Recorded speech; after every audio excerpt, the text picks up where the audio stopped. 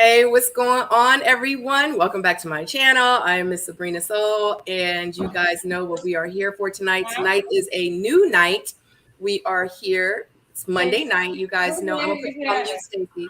So you guys know we usually go live on Tuesdays, but it's a new day. We're changing the panels to Monday nights. We're going to do it probably about 8:30, maybe 8:30, depending on my schedule with Sadora's schedule, because she does have taekwondo. So if she goes to class, then it'll be 8:30. If not, it'll be 8 o'clock. But either way, it's going to be Monday nights, period. Thank you so much for joining. I just want to say shout out to Randall. That's my ring light, but we're just gonna leave it. Shout out to Randall. You guys know that he is a Love alum. Shout out to you. Thank you so much for being here. Shout out to my soulmates. I see you in the chat.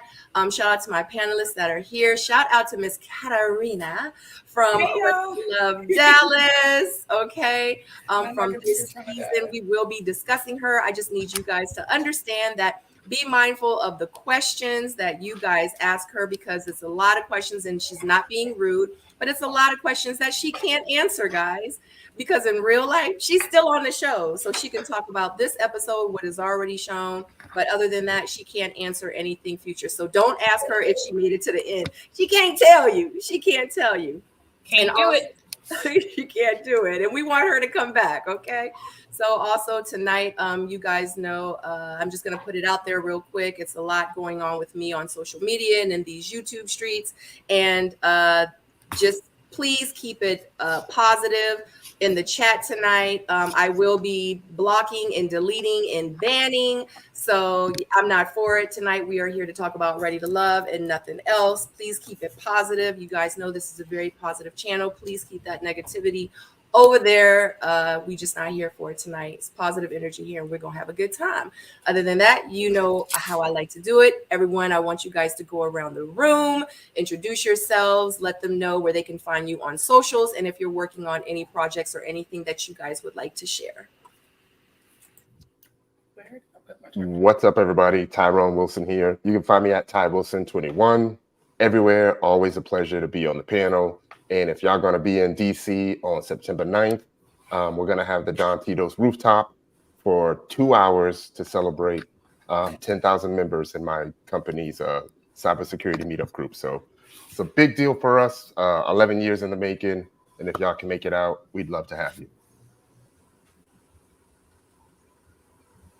I'm sorry, I'm moving around so much. I can't find my computer charger, so please don't mind me in this moment. Yep, take your time. If you want, you can cut your video off and do what you have to do, and we'll come back to you. Okay, I can do that. Yep. As soon as I figure out how to do that. Oh, there it is. Yeah. Okay. All right, I'm gonna put you on mute too. Come on, go ahead. I'm over here all in the chat trying to pull out everybody's stuff. Hey, it's your girl Jay from another round. Welcome here to my channel. If you're here, please hit the like. If you're here on somebody else's channel, hit the like. Run to everybody else's channel on here and hit the like for please. Thank you.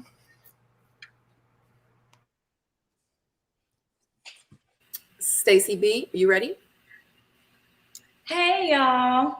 Y'all know how I am. I'm not low maintenance, but I'm low maintenance. You gotta find me on Instagram, Stacy_B. You know, I'm the ready to lover that loves everyone ish. I'm just leave it at that. Boom. Yo, what's up, bro? Mr. Smell Good himself. He's in the building today. What's up? You got the ladies joining you. What you gotta say for yourself? I love me. Oh my gosh. J-Dub.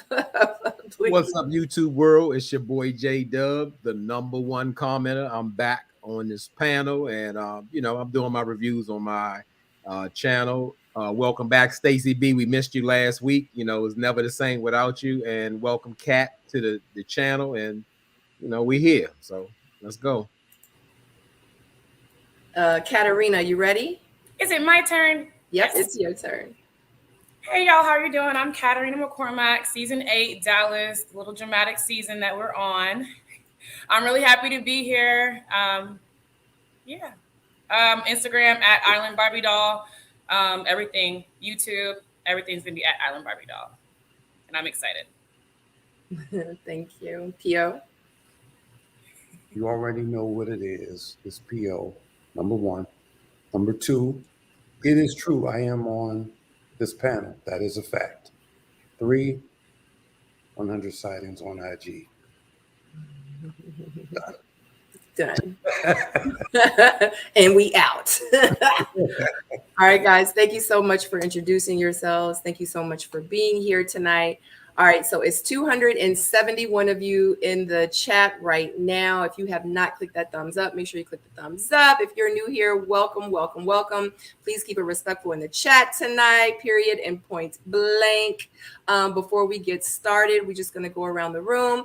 I just want to hear your thoughts. We don't have to, I mean, it's no order. Just kind of tell me how you're feeling up until now, up until episode 8. Like, what you feeling about the show? You over the show? I'm not feeling the show. I'm still not, there's no connections. Like, what's going on? I'm sorry. Yeah, I feel like they're trying to close some loops. But, you know, I feel like this is the calm before the storm. You know, it's always that way in the mansion. So I'm anxious to see how it's going to play out, really. Yeah, I'm like this here. I'm like, will the real connections please step forward? Because I don't know what's going on. I'm confused. It's like, I don't know. It's the world of figure it out. So at this point, I'm hoping that the show, you know, narrows it down and sort of, you know, give me something, because I'm not getting anything as yet. Sheesh. I'm telling you, that was rough. Maybe I'm gonna try to put a little positive spin on it. For me, I actually like this episode, but again, I have to agree with y'all. The connections were lacking. If everybody just went home all at once, I don't think anybody would be missed and say, well, I missed my chance. That was my person, you know. So hopefully when they get to the house, we can finally kind of narrow it down and see what's going on. I feel like this has been a waste of everybody's time. Our time, their time. I am not playing. This has been a wasted season. I am sorry. No disrespect to you, Katarina. Lord, let me slow down. Lord, Katarina, Kat. I'm just gonna call you Kat because I'm gonna mess it up all night. Okay, I'm gonna tell you now. Kat, is no disrespect to you, but this season has wasted your time as well as all of ours. I'm so sorry. Don't say sorry. It's not my show. Oh no, I'm not sorry to you. I'm just saying. I ain't produce it. I'm not getting paid that much from it. I'm gonna agree with J-Cat because I just don't see anybody that I feel like is living up to be on your Instagram with you. But I mean, that's my personal opinion. No shade to the guys or anything, but I feel like at least this episode, like maybe like 4 people should have been eliminated all at once. Mm-hmm. I'm just gonna Who do you think should have went home? Just curious. That's what I was about to ask you. Because I want to know. You can know, but you can have to sign. Kat, who are my connections? Is that what you're asking? Watch the episode? We saw it. Don't answer that. Have you caught up on episode? Don't answer that, girl. We ain't answering. We're not answering the obvious. But let me say something about as far as connections, right? I just need you guys to think about like in your everyday real life dating. Are we connecting that fast with people? I feel like people watching the show just want us to fall in love so quickly. And it's like, it doesn't happen like that in real life. You know what I mean? So I feel like the expectations are like really high. You guys want us to meet, fall in love, and live happily ever after. And that's not how dating works. I will say with, you know, production does its thing. They do their little thing for editing. At the end of the day, it's a reality show, baby. It's TV. It's entertainment. Honestly, a lot of connections are being made post-filming. Now we get to know each other. We're not being filmed. Every word we're saying is not being magnified. It's just like every little thing we do, every little thing we say, people are like blowing it up. And it's wild. It's mind-boggling to me, honestly. That's why I stay out of comments. I stay out of blogs. I stay out of the Facebook groups because it's like, I don't know. Like, I don't know what people expect. If it was that easy to find love, everyone would be married by now. Like, you can't find love in 12 episodes. Like, let's be real. Let's be real. I agree, Kat. I think what we're getting at is like we barely know who likes who, right? We've seen maybe one kiss and a half, and then that person got voted off.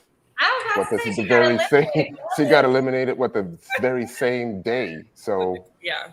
I guess that's kind of what we're saying. Like, we don't really know like who likes who, like who's actually trying to We go don't at know either. somebody. You know? I'm gonna tell you exactly what I'm saying. This is just like real life dating. It's a waste of time. Like, yeah, I'm sorry. Like, I get that. it's a waste. Like, it's really. It's not that I want you to fall in love, and I understand how the cycle of actually finding a potential somebody that you want for life goes. Right. It's not easy, okay? But what I'm saying is, I don't even get sparks from anybody that says that we can even start a friendship. That's what's really crazy. Like, I know you guys have friendships, Okay. but it's not even giving me that right now. It's just everybody is on here with no intentions, and that's what's bothering me. It for me, and it's like if y'all are all serious, I should feel some intentions from a lot more of you guys. I'm not saying all of you, but there's it's about a handful of you guys. I actually feel like you are trying to be intentional and open to the process, regardless if your person is there or not. But other people is just there for play. I hear what you're saying in that, but I like to always bring it back to real life because I approach the situation as real life dating. I honestly didn't find out about like all the behind the scenes stuff until later, being the wild card. I just kind of jumped in and wanted to start getting to know the guys. So I will say it's like if you hop, I'm not even say the show, in real life, you go into a bar, right? And it's like, or speed dating. You speed date all these people, and maybe none of them are for you. People still want you to be, it's not that you're not being intentional. Maybe your person's just not on the show. And I'm really quick to, I feel like a lot of us were dating people that we wouldn't usually date. Does that make sense? Mm-hmm. You know, and where it's not that we're not being intentional, we don't care. Like, we put a lot of time into this process. A lot of us had to stop working in order to do this. You know, we took this seriously. I can honestly say for our cast, for the most part, everyone pretty much took it seriously. But it's not our fault if we didn't connect. I respect that. Sorry, I can't fake it. Like, it's not my fault if I didn't connect. Not saying I didn't connect with anybody, but I don't know. I just feel like people really want a lot from us. And it's just like, we're just going with the process. We're going with the journey. We're trying to date people we might not usually date and just see what happens, you know? And I don't know, it's just like it's a lot of pressure. It's like everybody like, we want to see. Well, hey, I want to see too. I want to fall in love too. Like, give me a second to do that. Yeah, I think. I don't know what are we on? Episode 8? Like, come on, y'all. Well, I think one more time. I think traditionally with Ready to Love, by the time we made it to the getaway, you know, you saw connections that folks wanted to hone in on. And so, like right now, as it stands, it doesn't seem like anyone has a connection that they want to test on the getaway. It's more like, I still need to find who the connection is. And I think that's what's happening in this season. Now, I'm not saying that it doesn't exist because, you know, production is good with isolating, you know, certain things about connections and things of that nature. I just feel like, you know, right now it's not there and it's not 100% clear to the viewer, you know, regardless of, you know, what really has been taking place behind the scenes. Okay. That's all. And also to your fairness too, it can also not be y'all fault. Editing is leaving stuff out. Maybe editing is leaving all kind of stuff out. Dates, everything. Yeah, so we like have relationships that we don't even know how we got there. Yeah, I get so. It's not y'all per se. Don't take it personal, but it's just not. Something is off. Somebody is missing. Somebody need to be hired. Something is just not. Yeah, I'm gonna say something. Yeah, Kat. As the viewing audience, and especially you said you are a Ready to Love fan. If you have the feels from season 1 and season 2, you know it's a kind of different vibe. No one is expecting like a Janelle move where you need to be engaged in 90 days or the baby in 120. We're not looking for that, but we are looking for people who are there for the same purpose, open for the possibility of a connection, maybe love, relationship, and an actual future. We're not getting that. Like, it's not even close, you know. So that's what it's about for the viewers. Yeah, and to reiterate what another round said, it's not you guys' fault. It's definitely an isolation issue, I think, in terms of the production. So there's that. There's that. Moving right along. Moving right along. Shout out to Aries in the chat. Aries. Hey, lady. All right, guys. All right, let's go ahead and start with this episode. Oh, love, we're gonna watch it. Yeah. Oh gosh. So, Ready to Love, episode number 8. This episode is called Ride or Die. This episode will begin with the ladies in the ladies' lounge with Tommy. Tommy tells the women that the men will be meeting their ride or dies, which is pretty much their BFFs. The first friends date will be with Katarina, her BFF Allie, Phil, and Herbert. Allie begins by telling Phil about how Kat has a level of communication that she would love for her ideal partner. And Phil mentions that, he hasn't really responded to, or she hasn't really responded, his text. Like, I don't really know. Like, she talking about communication. Like, she ain't even text the brother back. And she like, huh? Hold up. Wait a minute. Get somebody else to do it because I have receipts, real receipts. So as a matter of fact, here's my phone. And he like, oh, dang, man. Yeah, you right. So what had happened was, so pretty much he got caught. Yeah. He did not text her back. And, her friend Allie said, like, one of the things she's looking for is communication. And like, he just kind of like threw her under the bus. So I pretty much laughed at that scene. Shout out to Katarina for, calling him out and, putting him on blast. So let me see. Herbert enters the scene and Allie asks Herbert, what is the difference between him and dating Kat and the other men? He like, it's me. Like, drop mic. Like, we don't even got to talk about nothing else because it's me. Philip mentions that, he's open to having more kids. He's open to not working, or to her not working if she does get pregnant. But he wants to know, is it anything that she may want to do and add to the world, during that time? Herbert starts to drill Allie and says that her answers aren't good enough.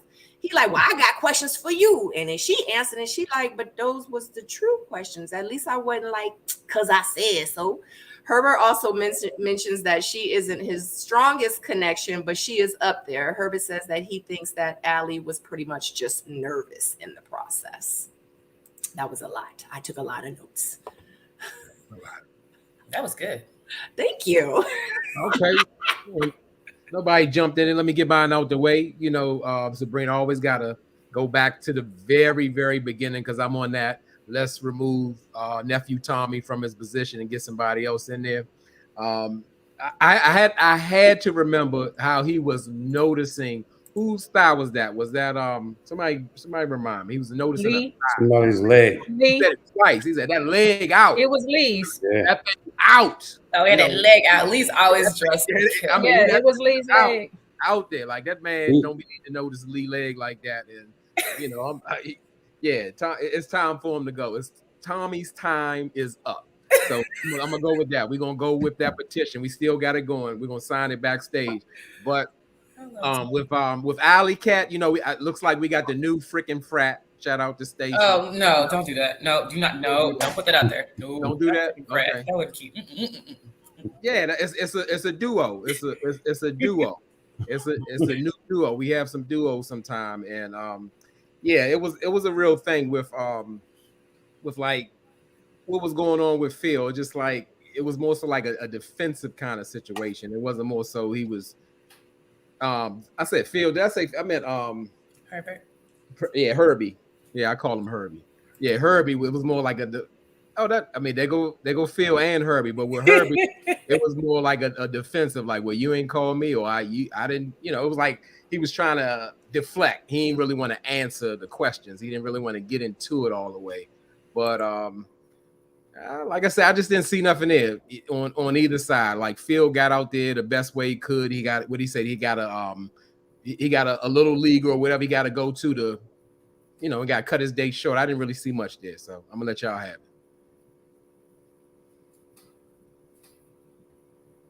it. Anybody? Well, Well, first off, let me double up on what you said when Tommy looking at that girl's leg like it was a leg of lamb. Oh. So that part. Yeah, we got, you can't be complimenting the women like that. Like, nice leg. I mean, Lee works out. Her body is banging. It's hard to not see it, in honesty. Yeah, but come on, man. Like, you got This ain't his first time. He got Cynthia. He get almost everybody. Twice though. Like Yeah. in this, he 3 times. Yeah. He was like, man, I'm gonna put some sauce on that leg. Listen, Tommy likes what he likes. Yeah, I mean, I could see that because he's what? Tommy's like what, 5'4", 5'3"? I think it's like 5'11". Tommy? Yeah, he's not short. He's not short. That man is not 5'3". No, he's not short at all. When I stand next to Tommy and I, we're looking eye to eye. So. Yeah, he's tall. He's pretty tall. Yeah. No, I mean, I don't know because when we used to be in the lounge, he used to sit on pillows. So I was like, y'all got to remember, P.O. like 6'8". You know what, P.O.? P.O. like 6'8", so y'all got to remember that, okay? all right, anyway, back to, the real world. Yeah, I don't think that, I didn't think that Herb was, I didn't think he was all the way in. You know what I mean? It looked like he was giving checked out answers. That makes 2 of us. So when somebody, kind of gives you an evasive route or, things like that, you pretty much know what it is. And he's probably like, well, you know what, I'm here.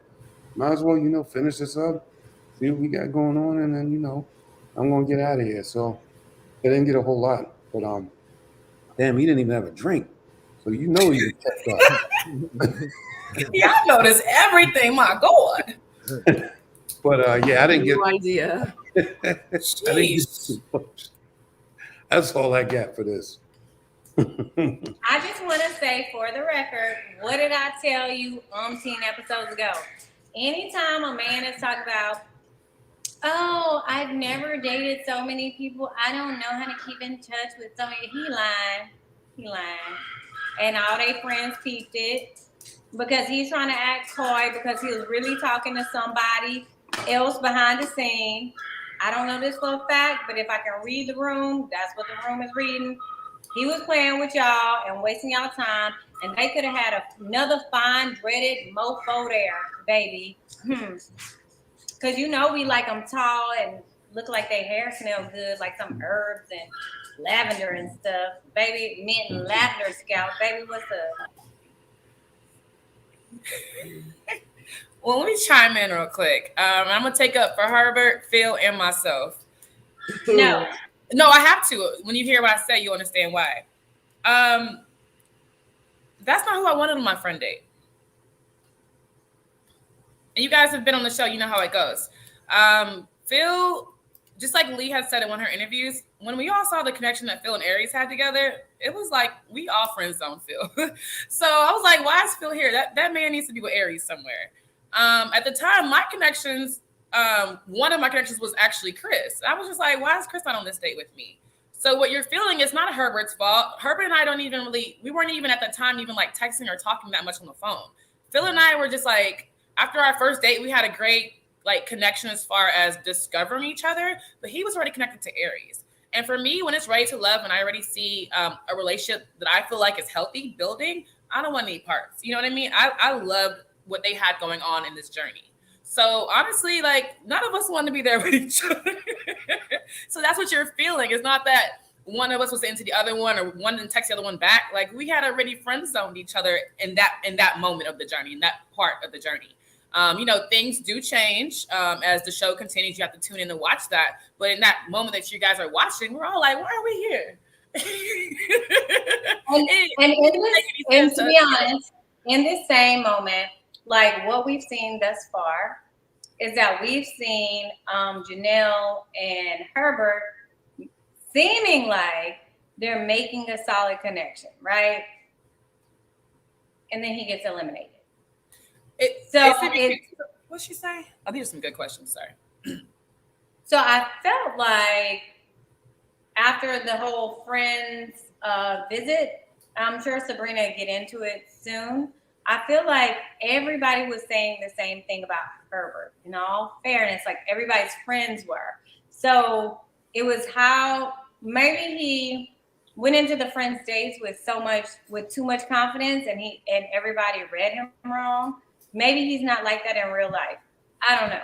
But from what we saw, he looked like he was really digging one person, and then all of a sudden he's eliminated.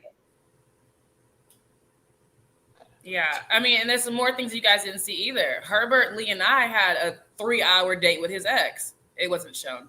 So it's really hard to connect the pieces when there are major parts being cut out. That date would have explained a lot, but for whatever reason, they chose not to air it. And it was a really good time for you guys to see Lee's personality, my personality, our interaction with Herbert, hear from Herbert's ex about why they broke up, and then just like the discoveries we had in that date, that wasn't shown. So, you know. Why did they break up? I mean, the episode's over, so why did they break up? That might come out later. In short, communication issues. Are we surprised? He ain't been he been wanting to be in love with everybody and ain't been talking to nobody.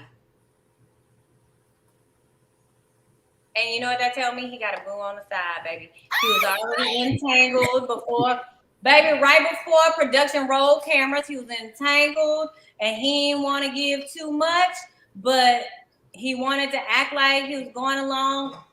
And see, you know, the Houston season, we probably got a little more coins. No shade to nobody else, but you know, DC, we talked about it. Now we were like, what? That's what y'all getting? But anyway, that's Stacey, nothing. But I'm saying like, whatever. Yeah, he's just not that invested in anybody for real. I mean, you're not calling, you're not showing up, you're giving short answers. I just felt like he was just kind of like riding the wave at this point. And then when he got eliminated, he seemed like he was kind of shocked in a sense. I mean, but we gonna talk about that. Katarina, I'm not, but what you was about to say. I gotta log off. No, I'm just saying. Yeah, I just gonna say yeah for right now. Yeah. I mean, for me, so the part you saw about me showing Phil receipts, to me, it's not even a receipt. Everybody knows, like, even in my real life, my friends, exes, people know I'm really big on matching energy. I really do believe in the beginning of, like, the building of a relationship, it's a man's job to not necessarily chase, but pursue. I think the right word is pursue. So they cut it out, but I don't text men first. Like, when I'm starting to know you, getting to know you, I don't text you first. I need to know what your energy is. I need to feel like you're pursuing me before I begin to match that energy. So it really wasn't me showing him a receipt. It was just like, boo, you're not doing enough, so I'm not gonna give it back to you. Like, why would I? Like, I'm not in a place where I have to do that, you know? The men that I typically date prior to the show they the ones that show up for me. They send flowers, they plan dates, they're texting, they're calling, good morning, queen, all that good stuff, good rising, yada, yada, yada, yada. So that's just the type of energy I'm used to. So yeah, it wasn't even me trying to like have a dig at him. I wasn't upset. I don't get mad about stuff like that. If we're not compatible, that's okay. There's like 1,000 people who are compatible with me.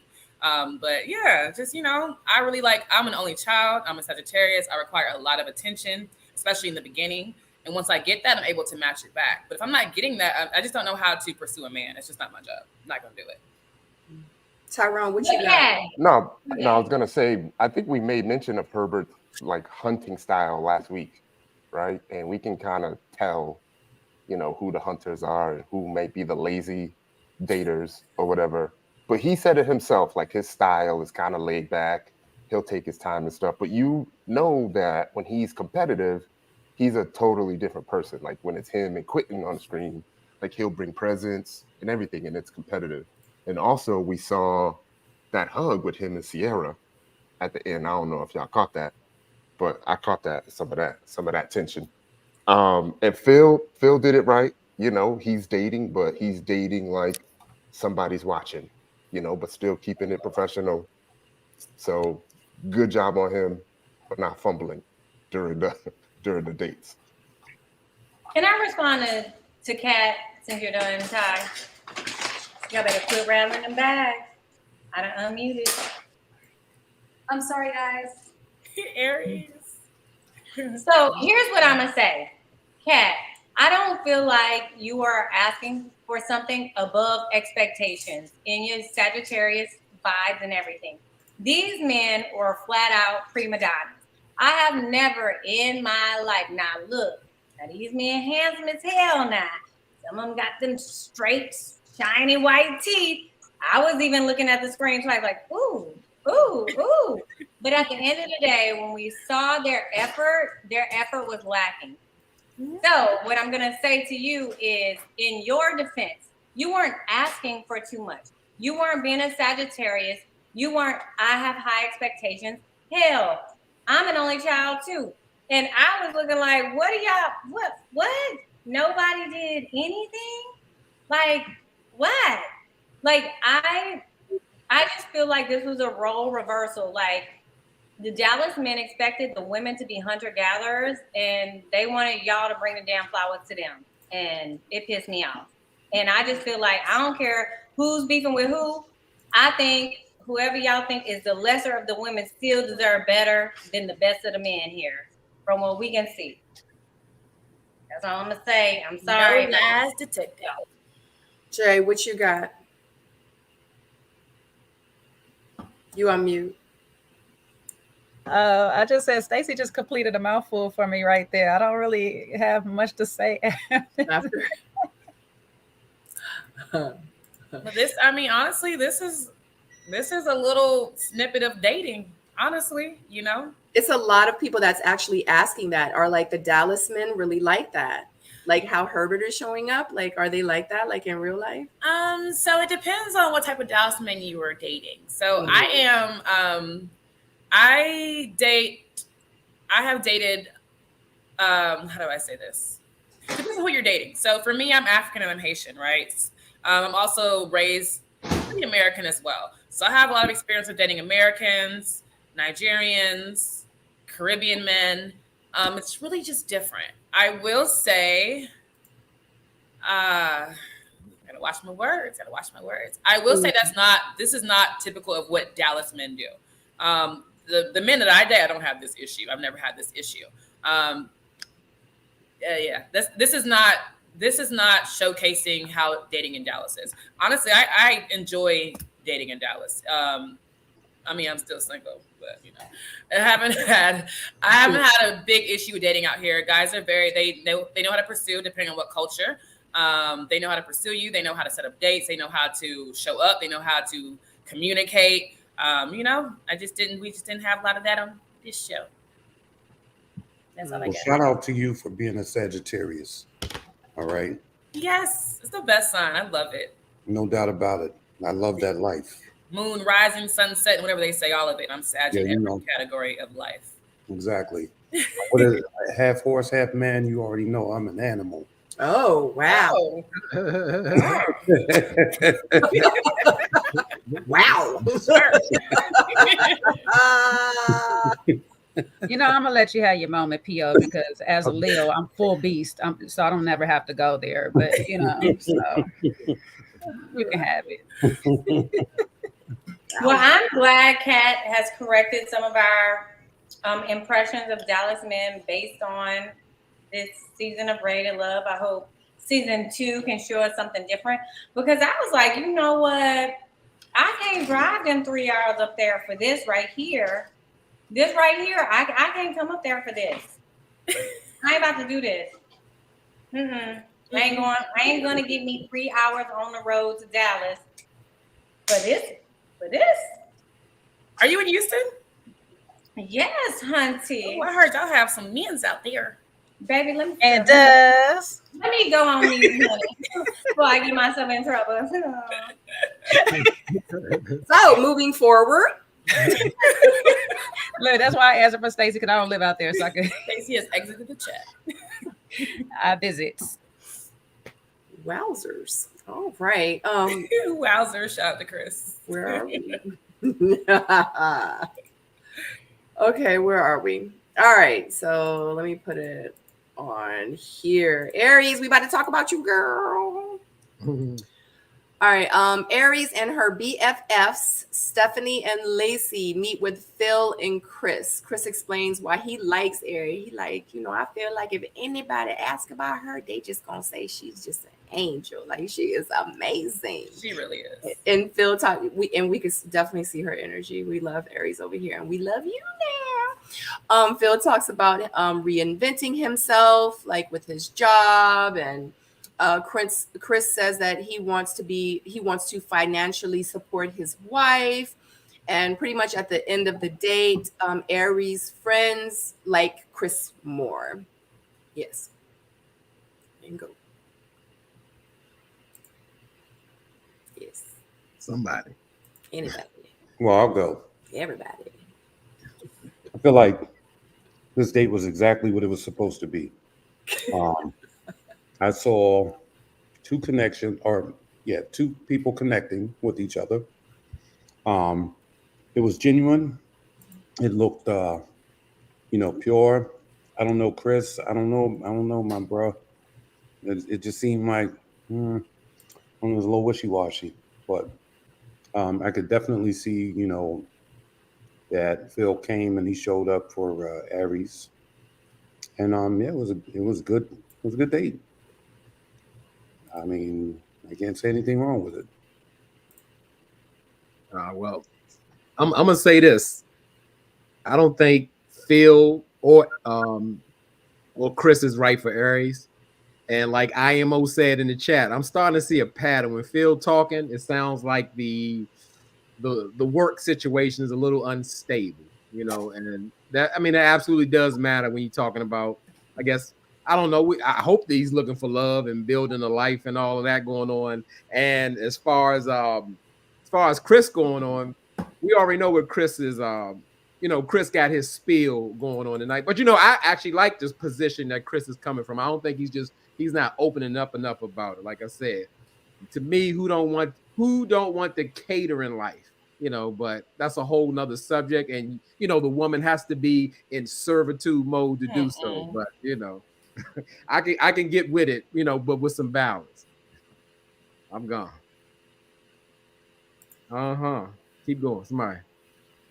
I'm not about to play with Jada today. Okay. I'm with you though, Jay. Yeah, neither one of these brothers is right for our girl. What I notice about Chris is going to both of his dates. If he generalized the question, he can answer it. So long as the question is generalized, he's given a nice answer, answer that's more to him, which is a true answer about what he actually wants out of a person. But I don't necessarily think he sees it in these people. Like Aries' friend asked him a general question. It wasn't specifically geared to Aries in that moment. So it was easy for him to answer. Opposed when he was with Jessica, we'll see later on, where he has trouble answering directly a question directed to her. On the other side with Phil, for a person who is supposed to be trying to make this top connection and has been putting in the work supposedly towards Aries, it was giving, we're just going to play around and crack jokes, so I don't really have to answer no true questions here. And that was very disappointing for me, because I was expecting him to actually give me some reason as to why he does like this woman and feels that he would like to have her in his life. The most real I got was from him is when he was actually explaining his work situation. So, yeah, I agree, J-Dubs. Neither one of these men are for her because they're just not putting the effort for me. I'm sorry. And to piggyback on Jay tonight, like, don't get in front of my friends and embarrass me. I've been talking your ass up. I've been talking about you like you the best thing in sliced ass bread, baby. All you need is some butter, some honey, some cinnamon, some sugar, and slap it on that. Eat it up, baby. And then you got in front, and you was like a stale piece of bread. A he. The hell he. Don't you ever, after I done hyped you up, Flavor Flav hype. I done hyped you up. You get in front of my friends and embarrass me. It's a no for me. It's a no for me. Like Phil, I was really rooting for him. I really wanted the light, the camera, the action. I just knew all the friends were gonna be in love with him because he's like, we're an insurance. He might be a claims adjuster. I might be an agent, but we gotta sell that shit like we ain't never sold no Kool-Aid before on a stand in front of our house, baby. And guess what he did? He wasn't selling nothing. He had them little bitty mouthwash cups of half-ass lemonade that wasn't nobody buying. How you gonna do that in front of my friends after I done tossed your ass up? I'm so disappointed. I gotta leave the screen. This is utterly disappointing. Wow. It's Virgo Wow. season, y'all. I'll go. I guess I'll start with Chris. I felt like his answers were just like general answers. I said weeks ago, when it comes to him and Aries, like I wonder if he really likes her like in a lustful type of way, because we don't really see any of that from him.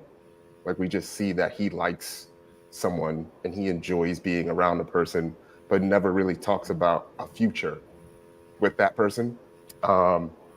Also, he always talks about what he needs, right? And not what he sees in the other person that he likes.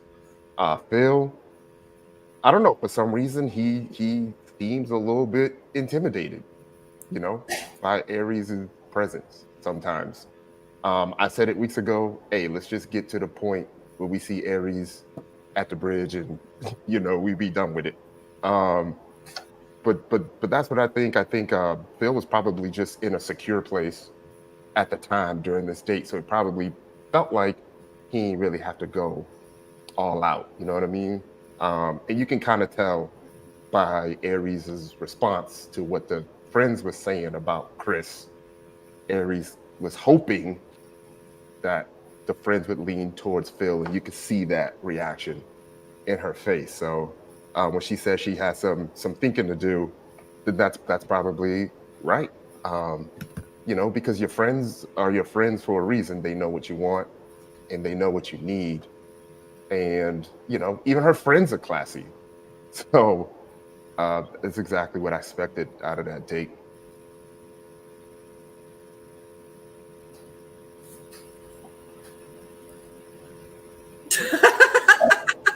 Wait, Ty. For the people What? in the back. Yeah. Now you know, Ty, man, you've been bumping heads the last several weeks. We've been here Yeah. together as we have gathered here together before. We have bumped heads, but I think that you said something very important that like materialized the last 2 weeks for me with Chris. You said he what? He speaks about what? What he needs. What Yeah, he needs he and always not talks about what what he he can needs. give. And when you're looking for a partner, you want what you always talking about, J-Dub? Equally yoked. One of y'all always talking about some yoked. I ain't talking about no yoke. Well, Tyrone be talking about some yoke. I'm talking about Chris, the servitude. Now we're on a new servitude thing now. Well, if we wanted to be in a Handmaid's Tale, we would marry Chris. God dang. Yeah. Wait. Y'all not gonna get on Chris like that. Let's hold on. No, we do have to, because what he is saying is on BS. He might be a good friend and he handsome and he looks nice and he everything, but his commentary, what he's been saying is what he expects out of everybody else and not what he can give to somebody. So it's hard for us to watch it and be like, oh, I want to give my all to him, and what he gonna pour back in me? He ain't watering me. I'm gonna have to go get one of them little red little flowers to water me, because he ain't put no water on my little petals. Hold on now, Stacey. So again, editing. Chris is probably one of the most genuine, loving, caring male on this cast. And I feel like the way when I decipher how episodes are and how they casted us, I feel like everyone, they had a part for them to play. And I feel like when it came to Chris, they wanted to play up on that Nigerian servitude. That was his story that they wanted to push. I don't get any of those vibes from Chris. As a matter of fact, they've cut so much things that Chris has said as far as how he likes to take care of his woman, how he's a romantic, he loves dating, he loves taking care of his family. Like, he is so, y'all have no idea. That's why Jessica wanted to work so bad. Exactly. They showed Chris is coming to America, and exactly. But it's just not. Okay. Even the whole servitude thing is like highly edited. That's not even how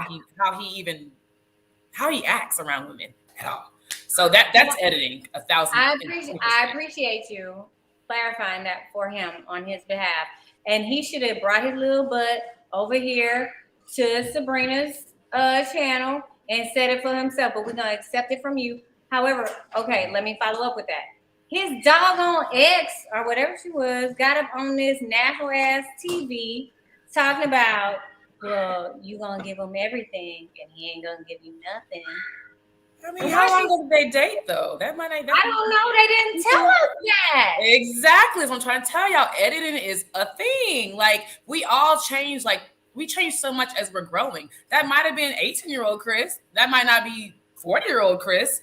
But that's not the Chris that that's not the Chris that we all know. And you can ask the ladies who like him. You can ask any of us. That's not that's edited highly. Well, maybe I hate that narrative for him because it's so maybe she just got up on here and then had a flashback and she was sitting across from him, and then he's in $300 more cologne sitting across from her. His line is real lined up, his taper's real tapered up, and then all of a sudden she wanted him again, and then she's tried to like cast aspersion. Maybe that's what it was. Maybe that's possible.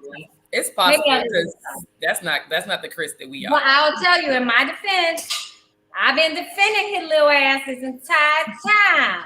So when he got up on here this episode, he made my nerves bad, and he needs to win my heart again. Because I've been talking about, I've been there having his whole back, and he just played. Oh Jesus. Yeah. Well then, so just to let you guys know, in the chat, it's 541 of you. Make sure you click that thumbs up if you have not already. And also to stop asking Kat questions you know she can't answer. Okay?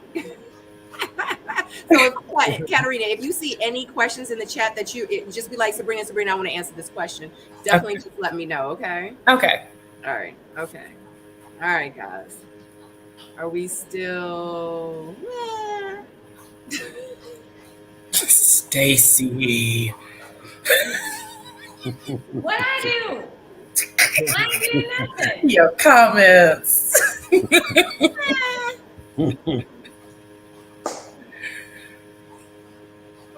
People keep asking me how tall I am. I'm 5'11" and a half. I just say 6 feet at this point. I keep seeing that.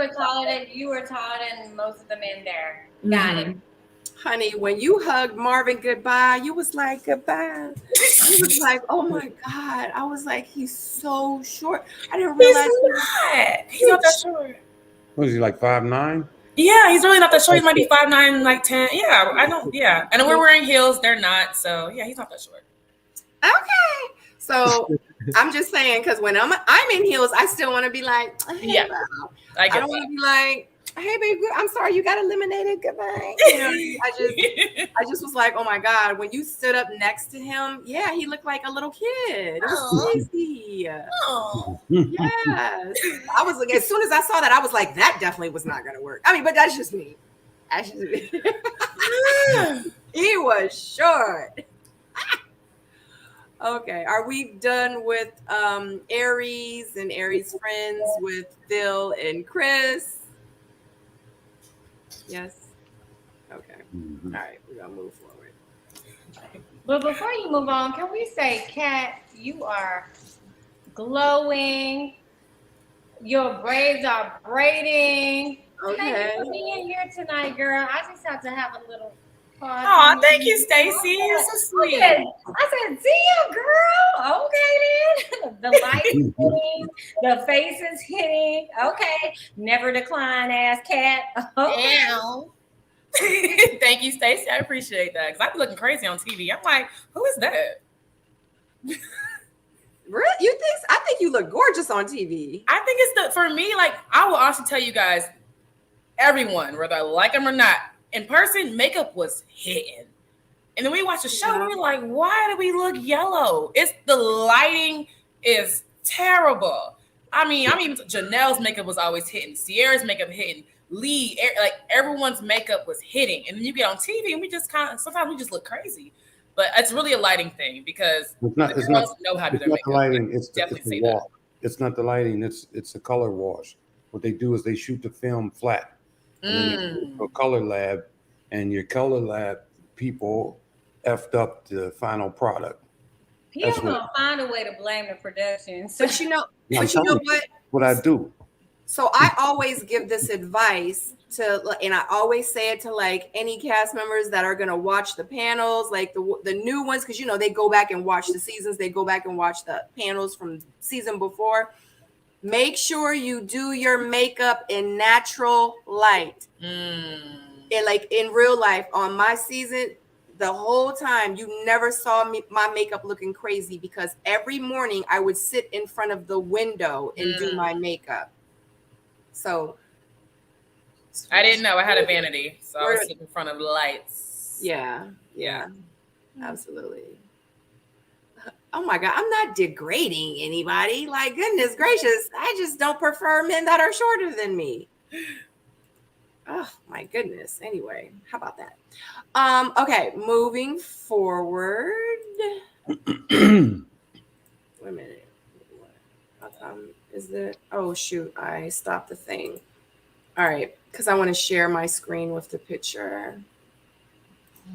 All right, here we go. I accidentally took it off. All right. Next we have, oh my God. All right. Next we have Janelle and her BFF Quinn meeting with Herbert and Quentin. Herbert shows up with a gift and Quentin looks like, yeah, he got one up on me. I'm not feeling that he is giving my woman a gift. Herbert mentions that he likes Janelle because she is a whole thug, but she's sweet too. And Quentin says that Janelle may be a lot for some people, but not for him. Quentin is looking for marriage, kids as soon as it can happen. Like, she ready, I'm ready, we ready to do this thing. Herbert says that his timeline pretty much differs from Janelle's, and she wants to be engaged by the end of the year. Herbert pretty much, you know, oh, and then Quinn was like, what kind of woman you want? He was like, I need a woman that has patience. That's his ideal woman. So in the end, Quinn does choose Quentin, but if it doesn't work out with Quentin, then she should definitely call Herbert and go in scene. Tyrone, I want you to. No, I was going to say, I think we could just stop there with what you just said. If things don't work out with Quentin, call Herbert. Bam. I guess Herbert's phone call will be ringing. Yeah. There's a lot of liquor there, though. Not enough to fill this scene. Oh, my goodness. Yeah, I'm wondering how much, I mean, if we're being honest, I'm wondering how much Herbert knows about Janelle and Quentin at this point. I mean, but when is it ever cute to be like, oh, I love her, she's a thug? Oh, hold on. But what I'm saying is, in what adult, ready to love, professional world is that cute? But you know, I think those were words. It's not the first time it came out. It's not the first time it came out. Quentin said it like 2 times before, and it's so ignorant to me. I can't, like, of all the reasons to be attracted to me, don't say it's my thuggish way. I mean, I have some, especially if tequila is involved. I mean, I can be real thuggish with me and tequila on National Tequila Day in July. However, that shouldn't be the number one compliment that you've given to me in a room of people. Like, your elevator spiel should not be, I love her, she's so much of a thug. The heck? Like, if you don't get off my phone, I'm gonna need you to come up with some other qualities, some real adult. All right, I want to be married at the end of the year. You want a baby? I want a baby. Come up with something that's gonna match that. You talking about I'm a thug? Baby, bye. Maybe she is a thug. Yeah, I don't know, Stacey. I thought don't care if she is. Don't act like that's cute. Like, that's a winning argument in front of the jury for me. Maybe she's gonna get me convicted off that. Now, get off my phone. Bye. You know what? Let me go back. He might have been meaning thug, like as in like thugged out. Thugged out. Yeah, you know what I mean. After 9 p.m. Thugged out, 9:30. You know, he might have been like, you know, yeah, she like he probably didn't want to use my direct line. It was, but he recycled it in his way, I think, maybe. But no, I would never to a woman's face, have that sort of paint that visionary of, yeah, it's my little thug right here. This is the girl I send in the room, whenever I need stuff to get handled. You know what I mean? I just gotta say, love, turn up. Woo, woo. We got each other's tattoos. Woo, woo. Turn up. Right. Somebody got to tell the waiter they forgot cheese on my cheeseburger. right. And it ain't gonna be me. Yeah, skin seed. Yeah, as a man, though, at the end of the day, I feel like you should be able to offer a little bit more of a colorful compliment over, just calling her a straight thug. That's like, calling her the NI double, whatever. The rest. What compliment?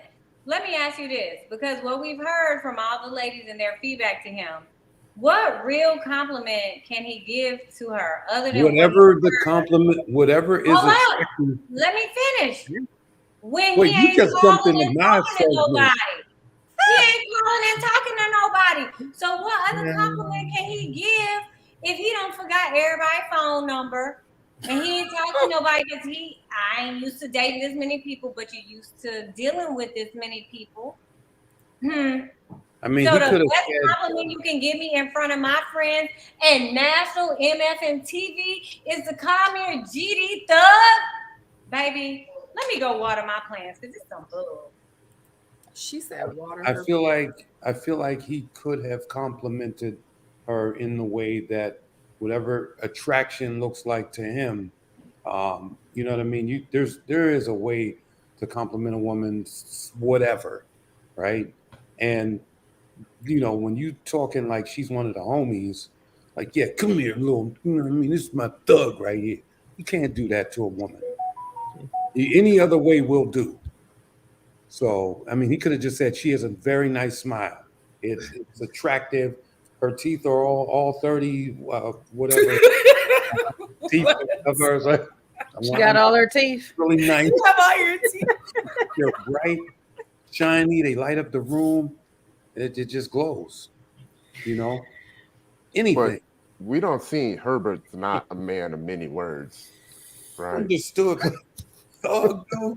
We've seen that in multiple dates, but I felt like we saw Quentin say it in the men's lounge already about Janelle. So it's almost like Herbert just beat him to the punch this time. And maybe that's what she's giving him. We don't know that. Or it could be, maybe they have the inside joke of, yeah, you my little thug, and they probably might have that as a little inside, one-on-one type of deal. And that might have spilled out into that date. But you reaching now. That's I'm not. No. But if you check PO's wingspan, you understand the reach is natural. Don't worry about it. Katarina, to thug or not to thug? You let us know. I mean, I'm looking at the comments and I feel like they're making sense. Someone said Janelle probably liked that. She likes people to know that she's about that life. So I think it was a compliment because I think, that's kind of what she showed on scene and behind the scenes. So I think he complimented her where she wanted to be complimented at. And I think they both thought that was a great compliment. They both basically said it. It's just one said it more polite than the other. That's all. It was taken well. She wasn't upset by it. So, Well, then how can I be mad if she's not? I retract my feelings of disgust and immaturity and insults. But can you remind us how old is Herbert? I don't know. I only know my connections ages. So I don't know how that man is. I think Herbie's. I'm gonna guess 37. 37, yeah. Yeah, I think so. Yeah. Okay. Well, yeah, I didn't have a problem with the thug comment. I thought she received it well, and like JK said, it was like another way of saying that she was assertive, or she got that attitude that I guess he likes or whatever. So she received it well. She wasn't offended. It works because everybody got the different kind of things that they like. So who's to say if somebody is a romantic, like you, Stacy, you wouldn't want to be called a thug. You would be offended. But Janelle, I think she's built another way. So if I can't put it on my resume, I don't want to be called it. But that's just me. Right. I'm gonna put assertive on my resume. I'm not gonna put thug, but that's all. What I was gonna say is, it looks like Herbert is still trying a little bit for Janelle, and I'm wondering how much Herbert knows about Quentin and Janelle's connection. I'm about to answer this question, Tyrone, because I was going to answer it for you anyway, because I heard you ask it. Go ahead. He knows well enough to go ahead and bring a gift to try to one up. But but if he know what we're seeing, I think he would have left that gift at home. No. You think he really got that? I think this has been a back and forth between these two as far as ego goes. And but wait, Jay, I'm gonna pause you right there, and I'm gonna ask the people on the panel who's been on this show before. Do you think that's really a gift that Herbert purchased, or was it a production gift? Because y'all know where all of our flowers come from. All the bottles of I dropped by. What y'all think? Nah. I didn't know that. Maybe I'm not being clear what I'm saying. Okay, because I want to feel about it. You don't think production did that to add a little because really, if Quentin would have arrived later than Herbert, Quentin would have been the one with the gifts. Let's be real about it. What I'm saying is that we don't heard Quentin make multiple comments in regards to sexual relations with Janelle. And as a man, if I'm aware, I ain't bringing no gift. That's what I'm saying. Ooh, you gonna let him cut your wife out like that? Don't let that man stop you from your wife, Tyrone. Don't do that. Don't let a little relation stop you from getting your woman. See, that's what I'm talking about. Y'all not built the same. Back in the day, a man used to know. I'm talking about bringing gifts on set. A man would have brought a gift no matter what back in the day. When he wanted something, he would have brought it. Like, baby, I know you got a pass and you got a little record on you, but that part. They gonna show up. Don't bring me no weak ass gift. Go put some gas in my car. Oh wow! Everybody don't bring no gifts no more. Gift card is Men tell you this COVID done messed them all up. They done forgot how to take your car to get it washed. Because girls don't be having cars, men don't be having cars no more. So they forgot to go fill up your tank. They forgot to go get it detailed. Don't bring me no whack ass food. Go take my car to the detail shop. Don't bring me So food. you think you deserve to smash the homie and get a full tank again? You are crazy. Oh my! When you swing back from the Tell her again, Tyrone. Ask her again. You right, Tyrone, one more time. Like I said, I don't think I'm being clear, but you're not gonna smash the homie and get gifts from me. Right. No. Oh yeah, that part. You gonna get gas and smash the homie? Oh my. Fill her up so she can go smash the homie. You better go tell that dude to fill it up. That's what you say, Ty. Right. It'll stress Ty. What if a man came on a first date with you and said, you know what, baby, I appreciate you so much. I just want to give you this no-go card. It's got $35 on it. Now, I know that might not get you all the way there, but I'll pay for this distance. Would you be okay with that? Yeah, because $35 is the price of a tank of gas. So you keeping me from filling up this week. Thank you, sir. Because this dude's out here not doing nothing. Sir, you care about me eating. See, the things people care about. You care about me eating. You care about me getting to work and picking up my kids. You care about my lights being on. It's hot as hell. I need to put my air on 65. Take care of Reliant for me. Do some real stuff. Don't send me no damn candle. No weak ass bear. Some bear. What is that a hint? It's a hint about you a Build-A-Bear. You trying to get me to talk about you? No, sir. My children get stuffed animals. Don't give me one. Give me something real because I'm a whole grown woman. Bye. Wow. To be clear, I'm not saying they smashed. I'm saying Quentin made references to it. To be clear.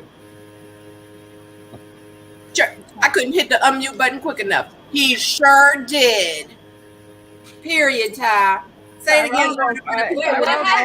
Because I'm just gonna let y'all know right now. You know what I'm saying? Because we smashed it. She's like, "Oh, really?" Huh.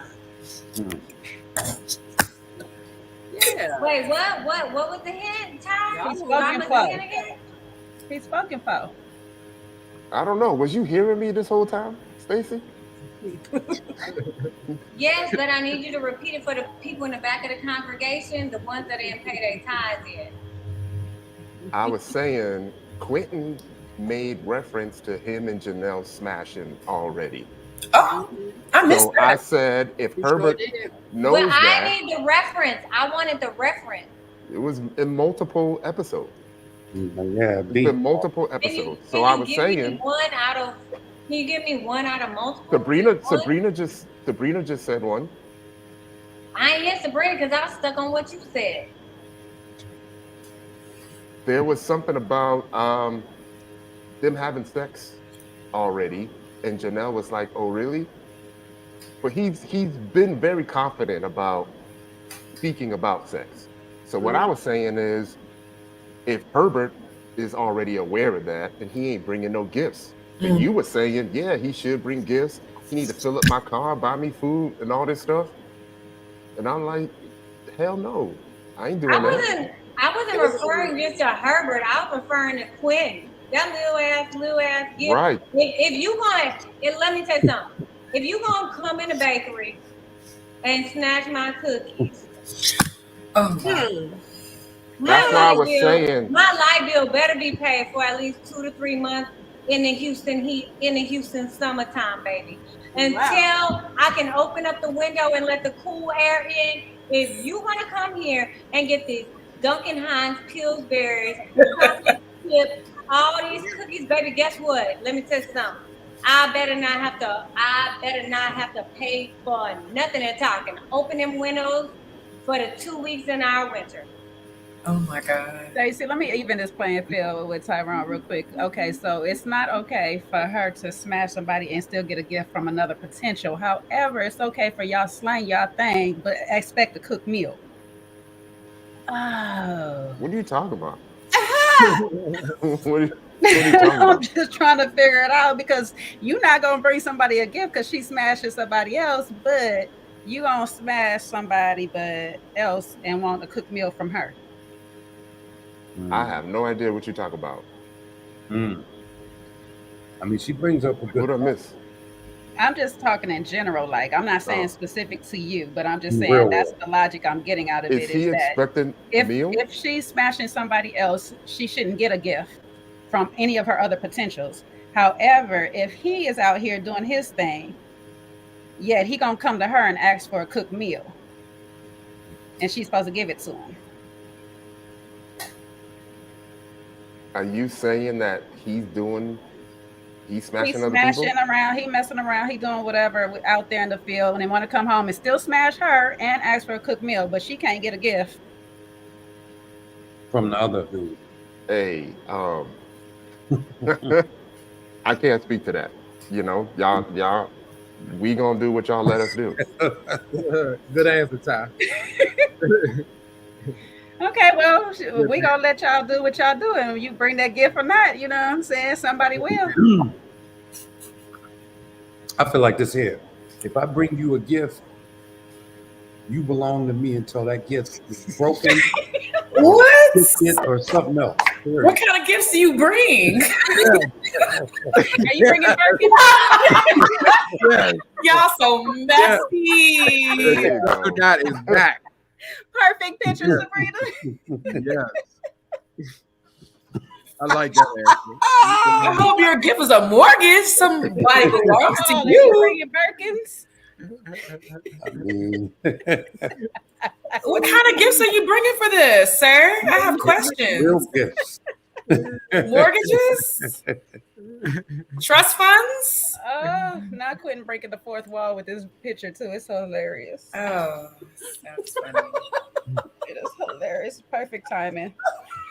I don't even remember where we at.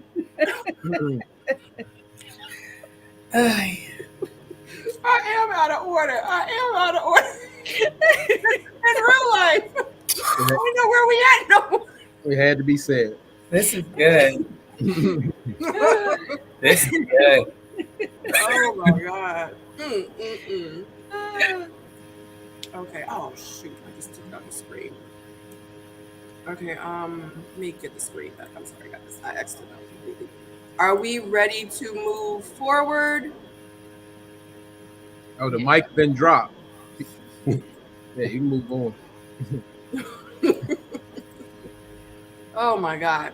And y'all better not say nothing, because y'all know that's my frat brother right there. So y'all better keep y'all little whack comments to yourselves, and we're gonna let them make it on this unbecoming photo. Because some of us caring about no cues. This was the best photo of the whole episode. This was funny. Don't y'all like how he works on his shoulders without making himself look like a Ninja Turtle? Because like one of the most unattractive things in men is like when they do too much of this and like all of this comes down and they look like Leonardo or Donatello. So at least he just has like a little hump. Stacey, I'm about to send you a picture of one of your frat brothers too, just because you said that.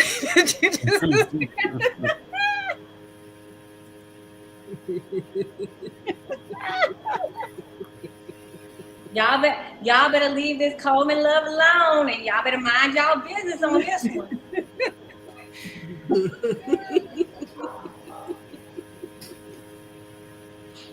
All right, so are we moving forward?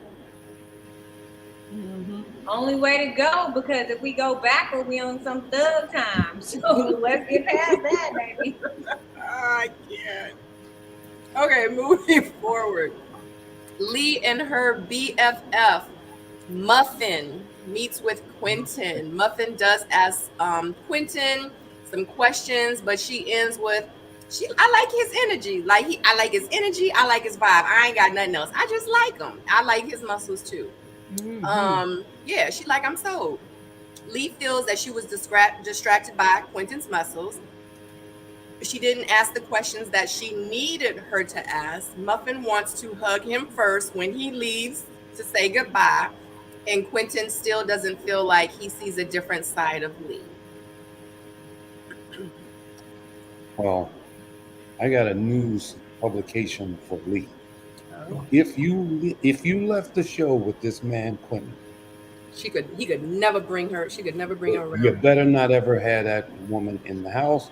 You better not be dropping off no hair products, no nothing, because this girl was like, why can't I just change places with you? But she did it in his face. Yeah, in her face. That's why. What?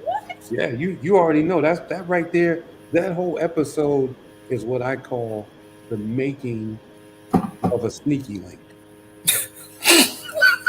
You said the making. Right. Not a whole movie. Wow. Did you feel like it was like LJ minus we just smashed last month? Nah, this was like beyond your beyond. Like this was enough. Like she couldn't get I didn't even hear her drill the dude at all. She was just like, girl, I'm distracted by that man muscle. I ain't even gonna lie. So yeah, you would have thought she was on a date. Real quick, guys. Katarina, do you have a fan or something on in your background? No, I don't. I turned the air off. I'm actually over here dying. It was me. I got it. Oh, okay, yeah. Some people were saying that it was like a fan or humming, and I saw in the chat too. No, I think it's. Yeah, I think it's Katarina. I don't know. Maybe it's your connection. I'm not sure. Maybe it might be my poor little computer over here just dying.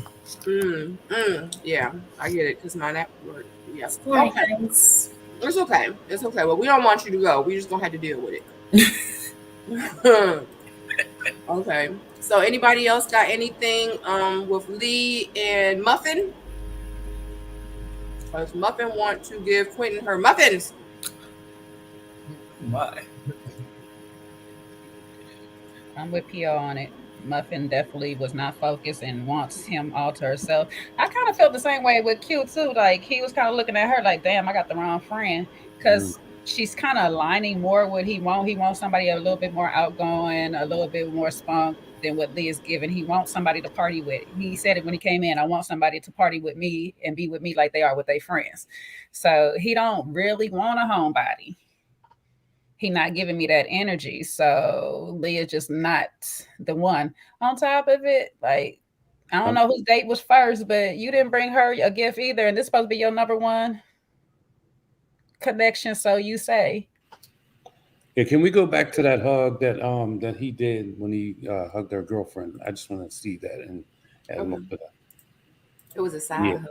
Yeah, see, she's like, girl, I can't get too engaged. Look at that face. She didn't want to give it. She wanted to, you know what I mean? You know what it is. Yo, that's when your face hit that muscle right there. You like, oh, you start melting on it. You see that? You see, but look at that.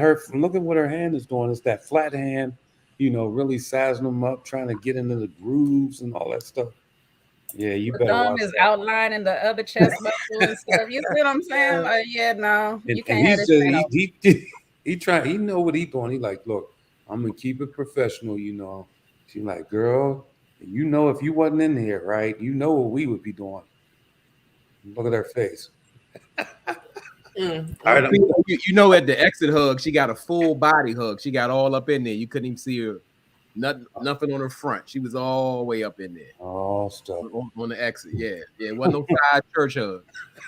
She was up in there. I'm done with that. Anybody got any? Oh, and Katarina, I just want to let you know I muted your mic. So of course, anytime that you want to speak, I'll just put you up. Anybody else want to comment? Because I feel like it's a lot to unravel with oh, that's all the pictures I got. Oh, I must have was like, yeah, this Muffin was doing too much, I guess. I don't know. I think I felt like he went in with nothing to lose. He probably felt that energy from Muffin. This probably closed the loop with him and Lee, and probably, he was trying to give himself some freedom when going into the mansion. That's kind of what it felt like. Is that what it felt like? Yeah. Or what if Lee closed the door first? That could have been it, but again, maybe he knew that going in, so he really had nothing to lose, and now it seems like he got a clear head moving forward, because that mansion ain't easy, if you got multiple connections, and I'm sure he knows that. But, or maybe she has a clear head now. Yeah, I'm not denying that. Editing. Once again, I keep saying editing, editing. Editing.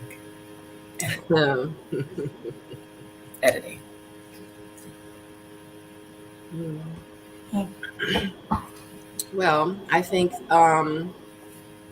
Lee should absolutely. I see Aries is sipping again. I think Lee's in the chat. Aries always Lee's in the chat when we need to clear the air. The editing cut, Tyrone. It's like whenever something trite's going on, they we cut need the Aries. Lee. Come on, taking a sip. There's Lee. Yeah. So FYI, everybody, the Lee Greer, she's in the chat. So shout out to Lee. Make sure y'all show her much love. Lee, we're talking about her and Muffin and Quentin right now. Thank you so much, Lee, for joining us tonight. Yo, Lee, we need answers, man. What was going on? Like, energy in the room, was it thick? What was going on? I don't know. I need workout plan. The heck with them answers. I don't care. Your man ain't here, so.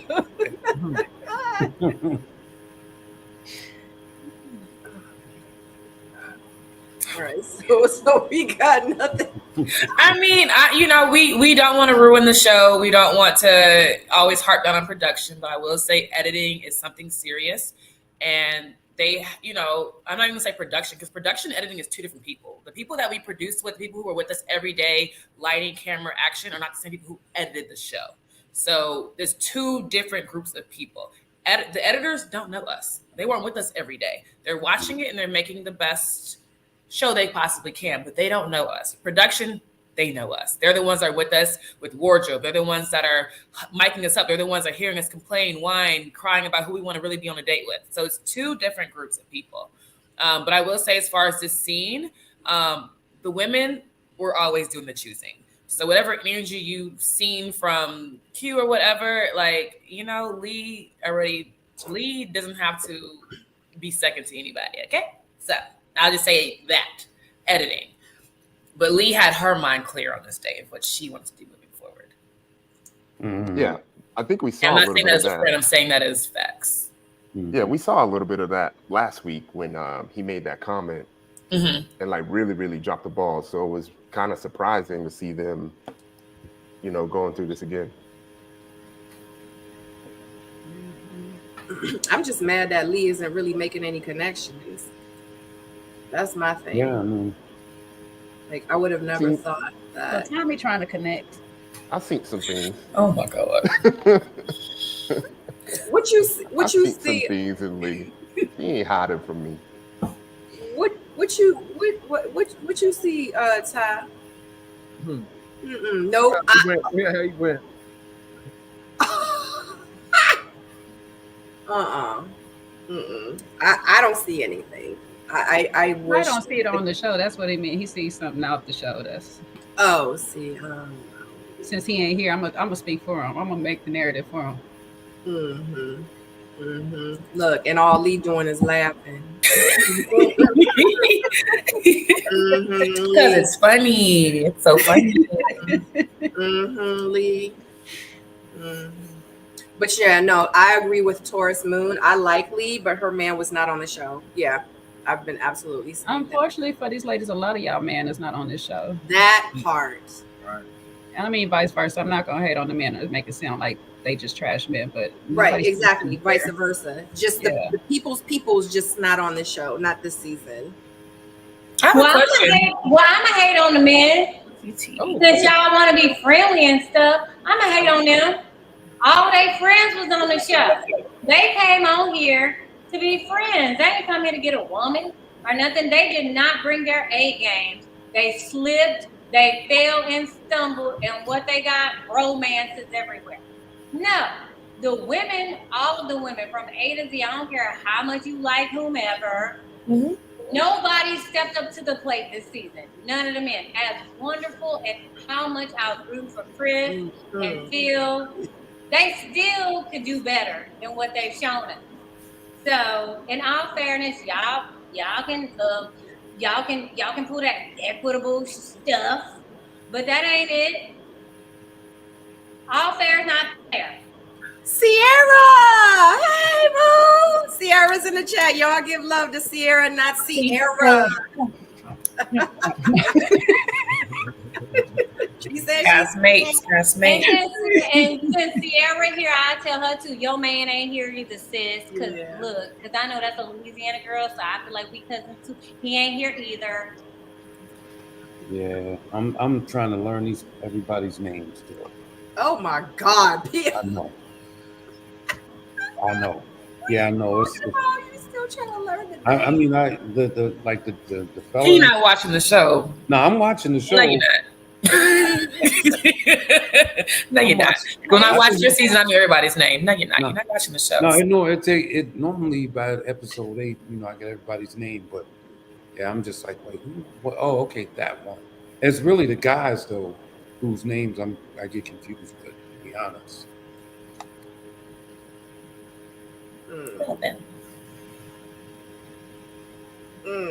Sierra Nasiera said that it was repeated. That was repeated after every episode. What's that? They asking, "What's that, Sierra Nasiera?" Aries said, "Hey, Sierra Nasiera." I love it.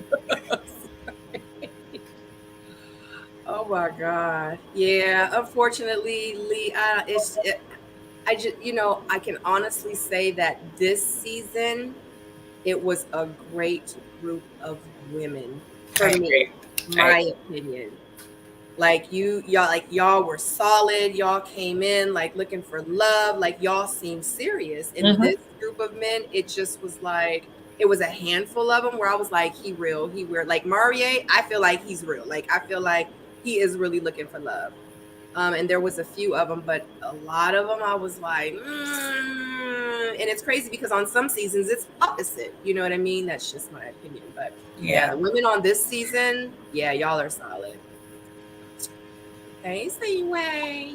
I feel like I just feel like the storylines, they, you know, however they wrote it this season, the way that they did it is off, and they're shoving everybody in a position and they're making them be the character.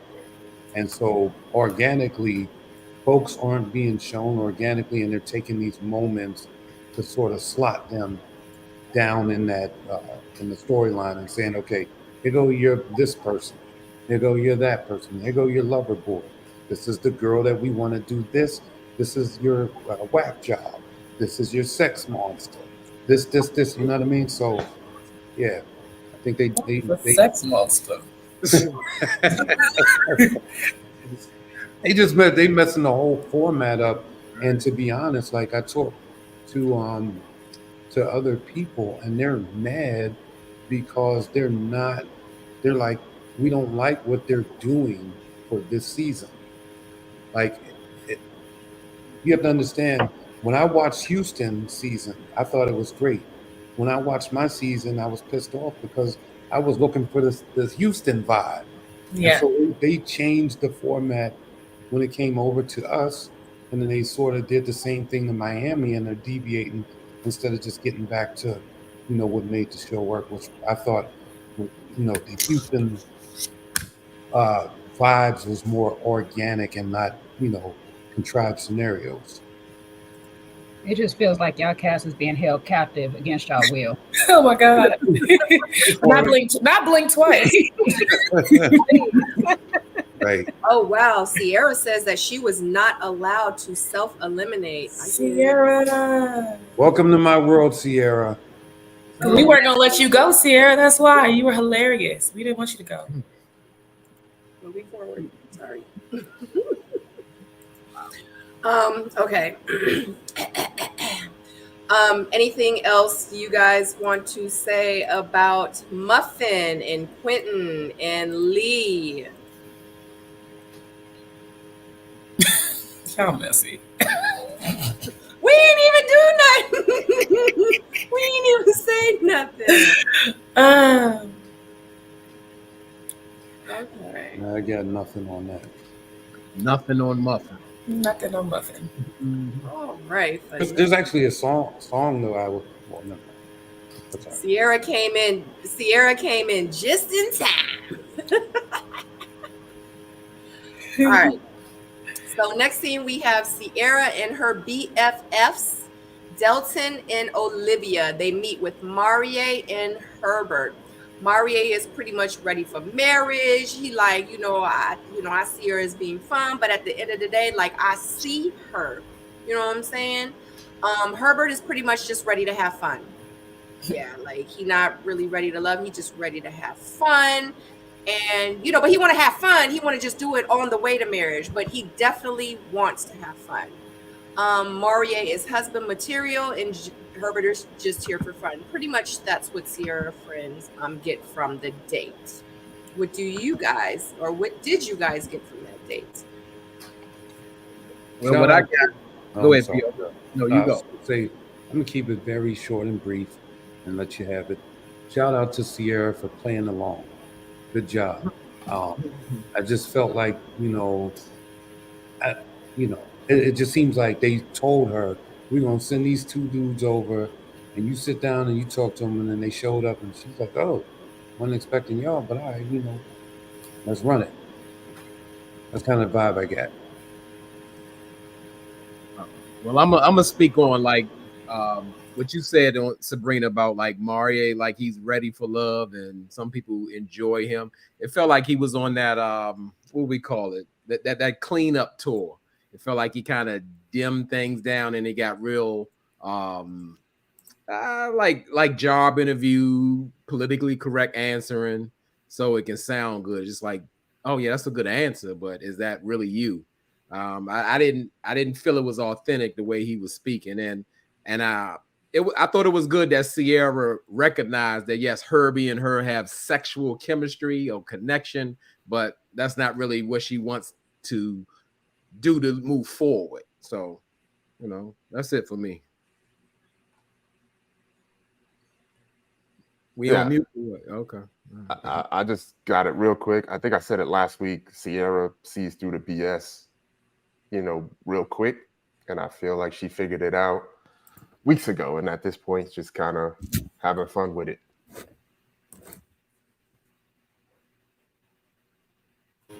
Kat, what you got? Oh, I'm sorry.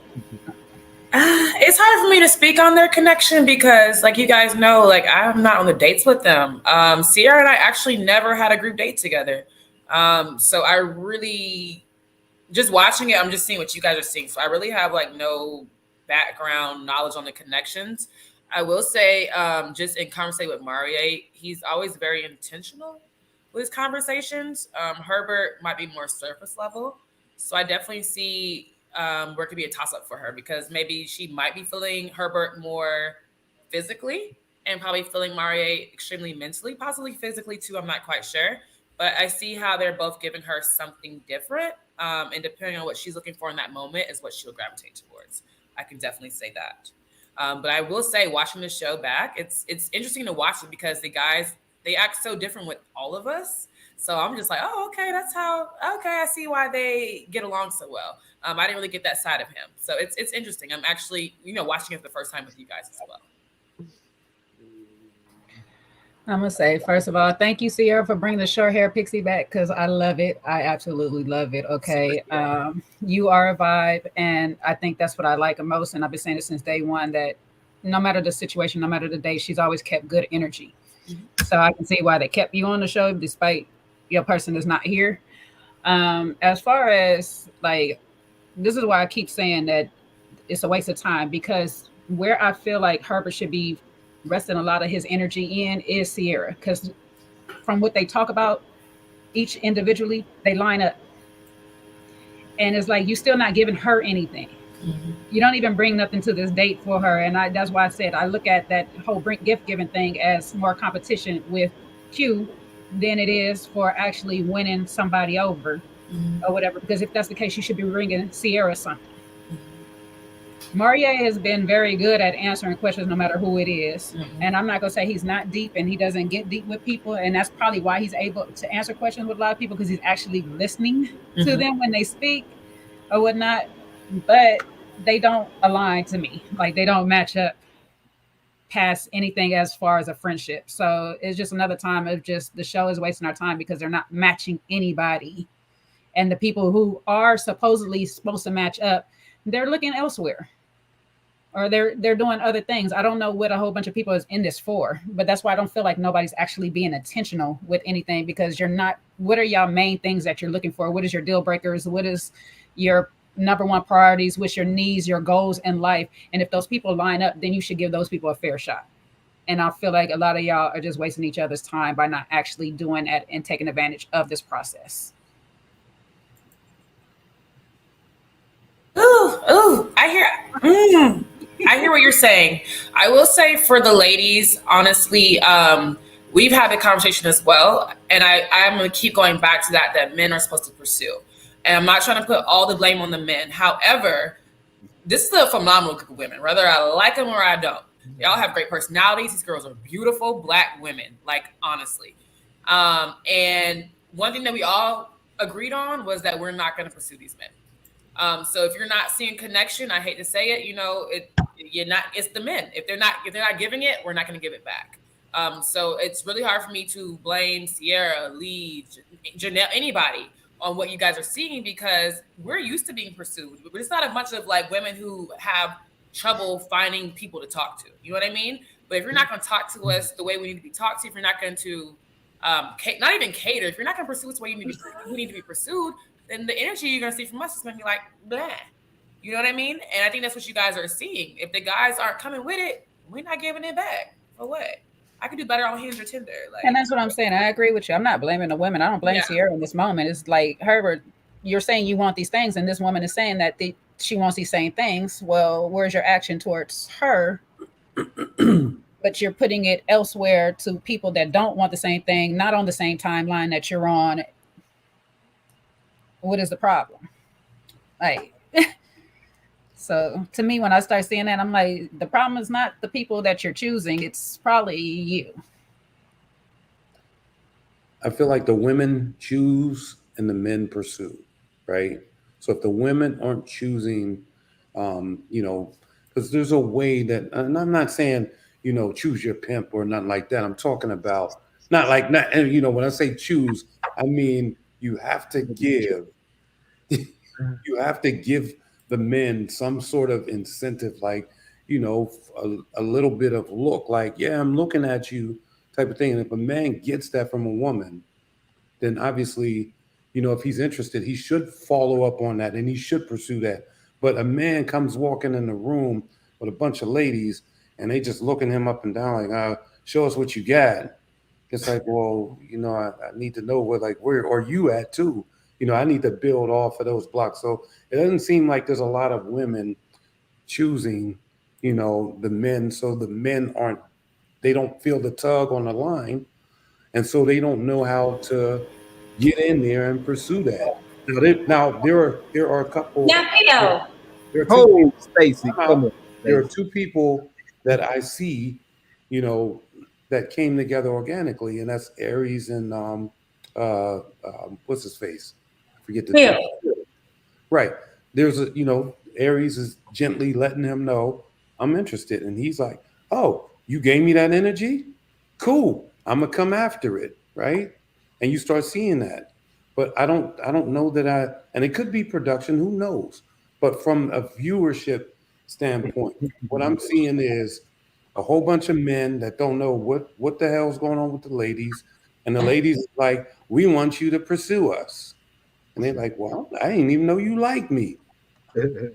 So that's why we got on that Potomac season, because we felt like that's that Potomac mindset. Yeah. The DC men, we went at it, and you knew who the DC men liked. Can I just say something real quick? And I'm sure I'm gonna hear some shit behind it, but I'm just gonna go on the line and say it. Some of these men, I'm not gonna say all of them, because y'all know I got my picks and choosings who are my favorites, who I'm rooting for.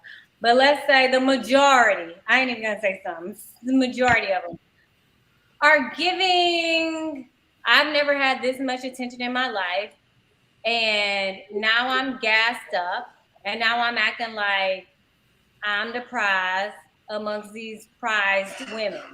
And they're forgetting how to be gentlemen. They're forgetting how to treat a woman. They're forgetting how to date, because they so gassed up. They got so much helium in them. They floating. Well, baby, let me tell you something. In most situations, baby, you couldn't even rise to the occasion, and you think you floating over here. They forgetting how to treat these Dallas women. They're forgetting to make these women feel like queens and women and girls, like just the part of being a girl. They're not giving any of these. I have not seen any woman, other than Aries for a quick second, like a kiss second, looking like they actually feel the tingles and the butterflies and moving from their soul to their cuckoo. Y'all know what I'm talking about. These men are not giving gentlemen. They're not giving prince. They're not giving king. They're giving, oh my gosh, I've never had so many pretty women after me. Well, we in a bubble. We in a bubble here. We don't have nobody else to go after but y'all. And we trying to figure this out, because maybe in our real life, we've been doing stuff wrong. So we're going to give y'all, who we would never even be, we would never even be attracted to, we would never even be in the same room with, opportunities, because maybe we doing stuff wrong. So let me revisit me. Let me take a step back. Let me humble myself, and let me try to do things differently. But when the women are humbling themselves, these men, helium. And what helium do? Get to the sky and pop. Pop! And we saying pop goes the damn weasel right now, because all of them are weaseling right now, and they don't deserve none of it. And I'm done. And she's done. All right, well, P.O., I'm gonna applaud you for putting it out there. I got what you were saying. You know, you just speaking on reciprocity. You know, I come from the same place. You know, we do have to, for me, the women choose the men. Now, you can put it out there and you can go on those feelers, like you said, that energy. But, you know, I can want a woman all day, but she got to choose me. You know, so I get that. Meaning she put something out there, like you said, put that line out there, and then you proceed from there. We do need something. Like I said, unless we just snatching them up and, you know, conquering them, throwing them over our shoulder, and you coming with me. Like P.O. said, if I buy you something, you mine till I gift run out. So I like it, P.O. I'm done. I don't understand it. I don't get it. I don't understand what you guys are saying, honestly. I like to be like real scenario because this is how I treat the process. So you're saying that you two gentlemen here, we meet somewhere at a lounge. What exactly do you need to give you to pursue me? Okay. So a smile, maybe a little glance, but what exactly are you needing? No, I could be interested in you, and I can walk over and say, "Hey, how you doing this evening?" Right? And you could say, "I'm all right," and turn to your girls. That's like, okay, I'm not feeling that energy. But if you say, "I'm doing good, how about you?" and you're inviting, then it's like, okay, she's engaging. So if you're engaged and you know that conversation and things like that happen organically, then yeah, you build on that. But some women, you know, they won't give that energy like that. I'm open to, you know, seeing what you're about, and you know they get closed off, and then men just go the other way. Okay, I ain't messing with that. It ain't there. I'm cool. I'm out. Wait, so where are you seeing that from the women? Because I haven't seen that from the women. I feel like we came in very talkative, very smiley, very bubbly. Are you seeing that we weren't giving? I saw girls giving hints left and right. Like we're all saying, you don't text, you don't call, you don't hear from. Like yeah, but see, and that's the part that even be saying exactly. That would say that to a man. Exactly. So, but this is the part that makes it confusing for the viewer, because all of a sudden y'all talking about these dudes ain't calling or whatever, and I'm like, damn, I didn't even know they had a connection. Where'd that come from? Well, that doesn't matter. So when we're seeing that from the viewer side, yeah, we don't see, you know, what you guys really did. I mean, we know from being on the show, I know what it is, but like the viewer side, we don't see those other building blocks. So the only thing we see is the final result, which is y'all are sitting there and you wondering why he ain't checking for you. We're not wondering. We're not wondering. No one ever wondered. We just called it out there. No. Wasn't a wonder. Prime example. Kat was a curveball. She came in looking good, looking like she smelled good. She came in her soft girl. She came in exuding feminism. She gave everybody, she came in the middle. She gave everyone an opportunity. Everyone that we saw her speaking to, she was open to, she was welcoming, she was listening. And then after that, all they said was, oh my God, she's fine. Oh, she a baddie. But other than complimenting her for how she looked, what did they do to show their interest in her? Because we didn't see it. All they did was talk a big pretty game and didn't bring nothing to the table. But the way they talked, Kat walked in and she was the table. So what you putting on the table, sir? Not a damn thing. Not a gas card, not a chicken wang, not no $7 Ozarka water at HEB. Let me tell you something. We can talk as much as we want to talk, but y'all men are always caught up in this red pill, whatever pill stuff. And we're seeing in the Dallas Ready to Love, season of Ready to Love, where the men are forcing women to be in their masculine hunter-gatherers. They have stripped women away of being feminine and being in their ultimate women vibes, and they're expecting them to do all the work. And it's some bullshit. No, I don't think that, I mean, to be honest, I don't know exactly how they're, you know, everything played out on their dates. I don't know that. I know what I saw, right? And so they do a good job at showing us who they want us to think is attracted to one or the other.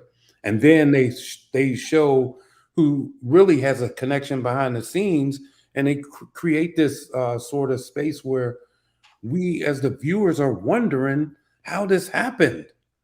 And why does she have this energy, or why does he have this energy? And we don't see that. I haven't seen any of it. So that's why I said, when I look at this, I'm totally confused by what connections is what, who's where, and whatever. There's just one connection that I can truly follow, which is Aries and Phil. Other than that, I don't know what the hell is going on. I mean, they showed Marvin, the dungeon dude or whatever, kissing the what's her name? What was her name? The girl that he kissed, Unique. yeah. So they showed them two kiss, and then right after that, they were like salty. So it's like, what the heck? Like, why? It just didn't make sense. It doesn't make, you know what I mean? And so then they broke up right after they got together, kind of, in terms of a connection. It was just weird. And so that's what the whole show looks like.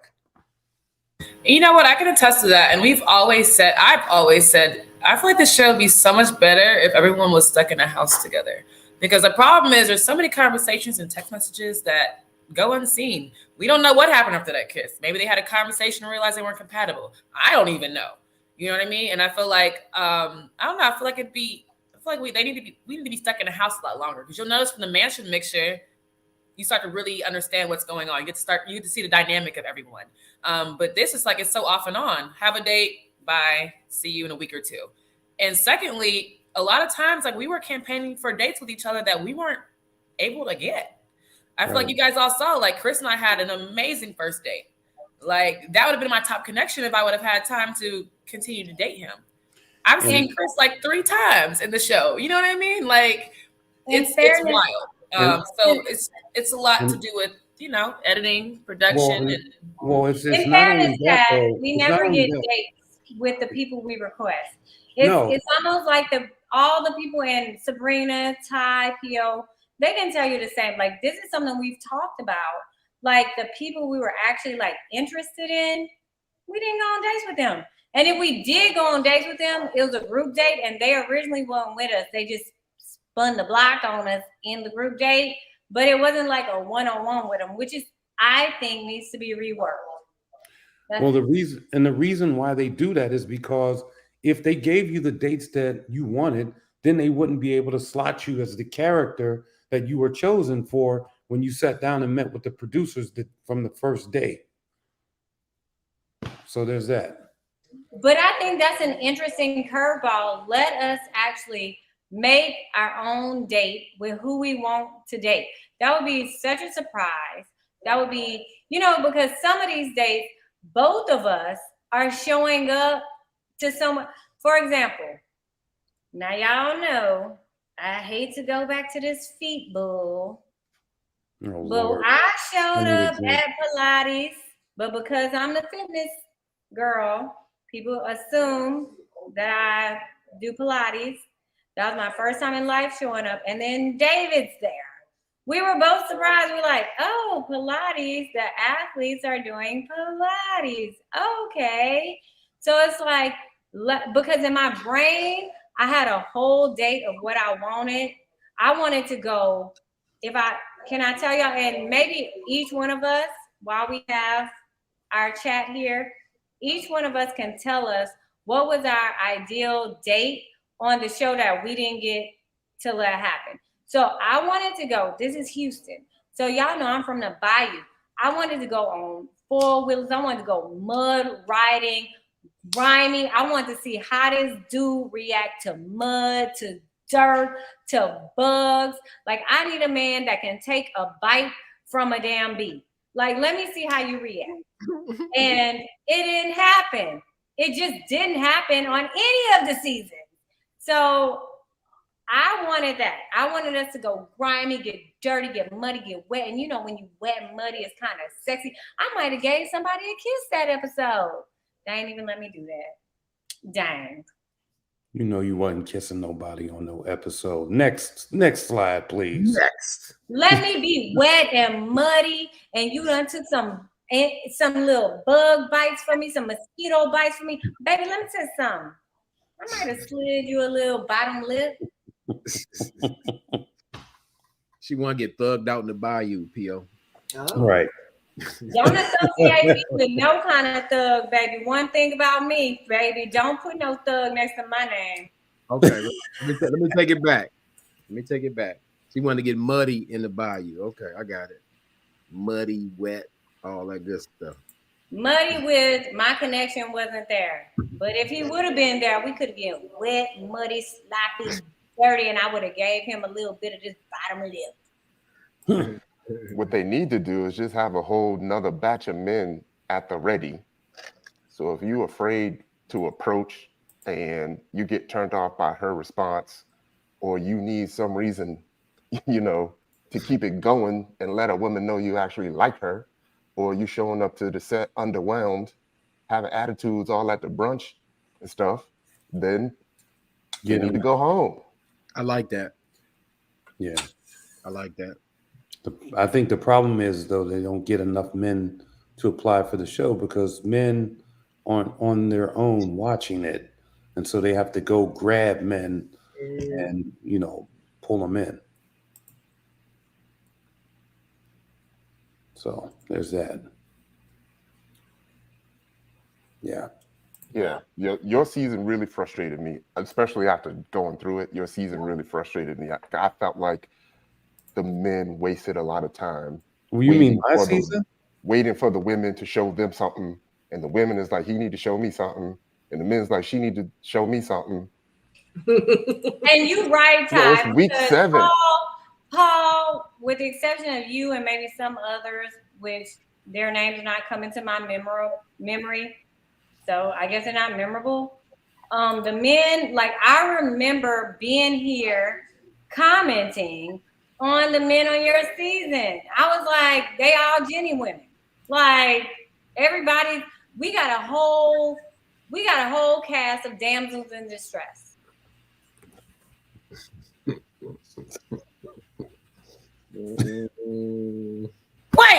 Who? I'm not distressed.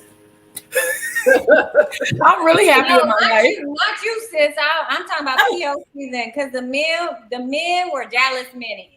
Everyone's damsels here.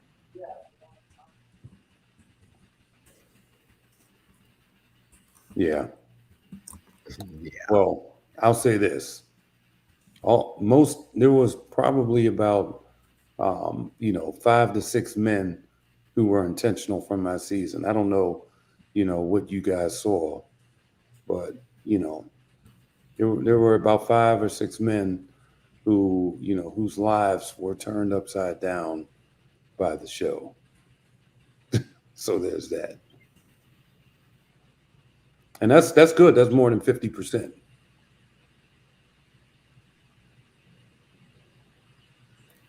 No. Yeah.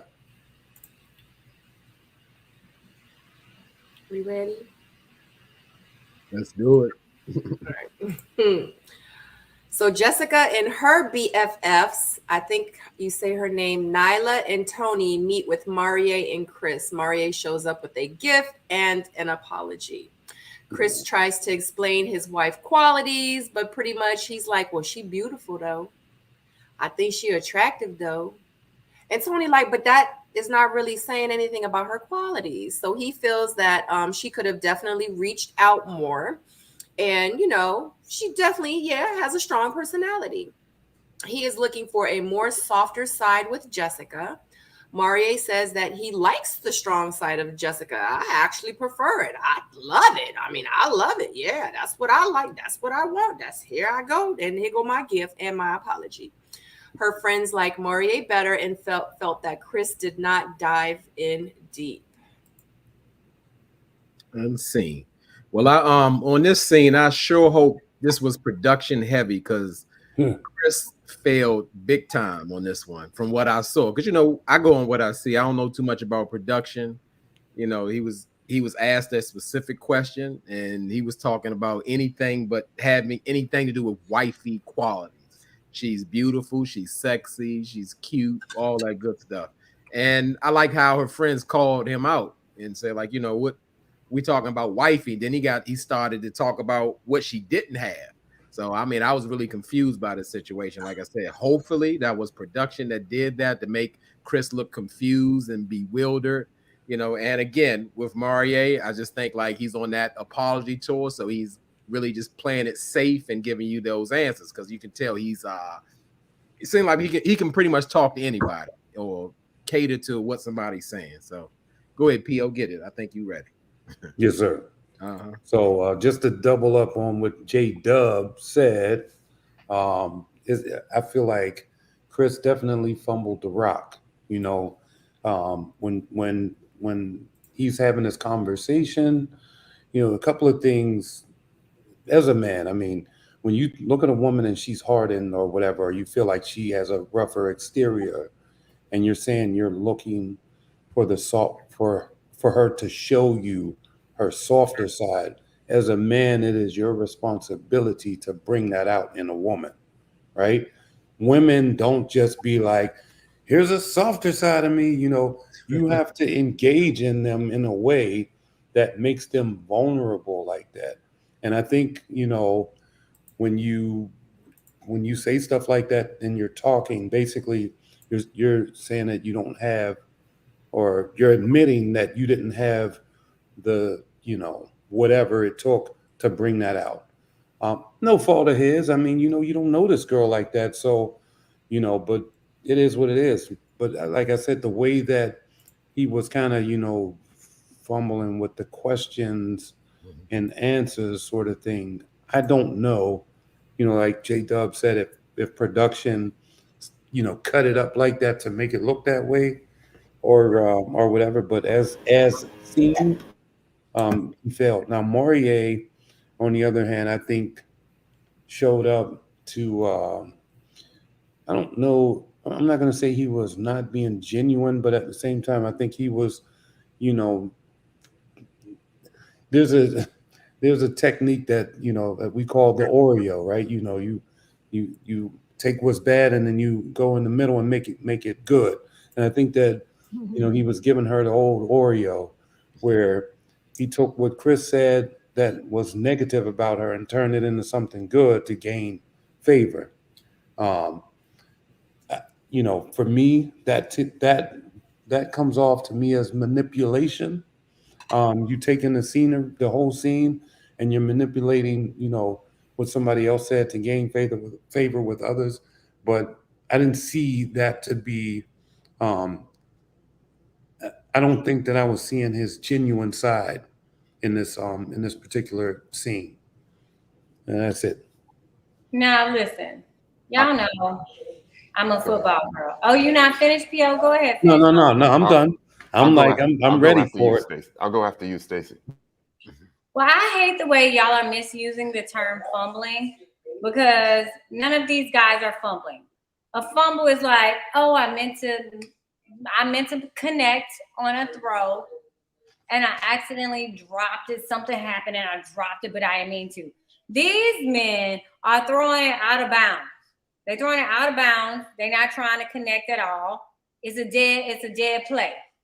So what you're seeing is some dead plays, because they're not sitting here and being like, okay, we saw last week separately, Jessica was like, and Chris ain't for me. And Chris was like, and Jessica is not for me. And then we see them trying to force something with their friends. And what did you want Chris to do? Like, to be defensive, if you can't say nothing nice, if you're going to be a good, strong Nigerian chief, Southerner, if you can't say nothing nice at all, don't say it.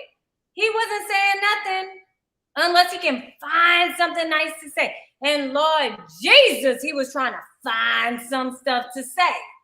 So let's give him that much credit, because they were asking him questions that he had nothing positive to say on. He didn't envision her in any of those ways, because they had already established the fact that ship had sailed. They're not fooling with each other. So what did y'all want? These two that last week realized is no connection here. He doesn't provide enough emotional support. She's not, in my opinion, soft or submissive enough. So they're not connecting. So why not? What did y'all want from this situation? Why not say that? Exactly. He didn't fumble. He knew what he was doing. He's not into her, did. and that's just that. I don't think he fumbled anything. Fumble's an accident or a mistake. He didn't fumble. He just, What he did was a courtesy. He did a courtesy by not saying, just coming completely negative in front of your friends. Well, but you don't have to be negative by being real. If you can, you can simply say, hey, I don't feel like we align in a lot of areas. And, you can point that out. And if you don't have to fake the date and, come up with fake pleasantries for the sake of the moment. I would not have done that. If I felt like this is not my person and we're not connecting in that way, I'm going to put it out there and say, listen, I'm not here in this respect. These are the things that, this is the reason why I am who I am. Though she's a nice woman, I just don't see those types of qualities that I'm looking for in her. Period. Point. Who's gonna say that on TV? That you open yourself up to be dragged. Paul didn't even say that until he got to the bridge. Don't listen to Paul, okay? I said that plenty of times. It's not even on TV. The episode is Meet My Friends. So the premise is, hey, I'm gonna bring my interests to my friends and let them have a conversation with them. If I wasn't feeling somebody, even Lord Jesus, even I wouldn't go nuclear in front of your friends. Even I would not. She's not this, she's not that, she's not this, she's not that. Who wants to do that in front of somebody's friends? And you damn sure don't want to do it in front of one of three potential people. Right. Who got other connections. And so you still gotta go. They still gotta go to the lounge and talk about you. So who wants to give somebody ammunition to kill whatever other connection they got by saying he's a mean guy, he embarrassed me, he's rude, he's this, he's that, and the third? Come on. Stacey's on point with that. Exactly. But you don't have to be mean to keep it real. I was probably one of the realest men. I probably was one of the realest men to step on this franchise. I said exactly what it was. When I talk to these women, I said exactly how I felt. Right? I didn't hold back. And I wasn't disrespectful. Yeah. I wasn't disrespectful to the ladies. He did. What's that? Is that what you did? Because I recall you didn't release your video, Michael Myers slicing and dicing until after the season. You ain't have nothing to say during the season. If you go to that episode when we were at the getaway, and I simply said, I'm done with all of this. I don't do the fake shit. Well, they bleeped out the shit part, but you heard me say that. And I kept it a buck all the way.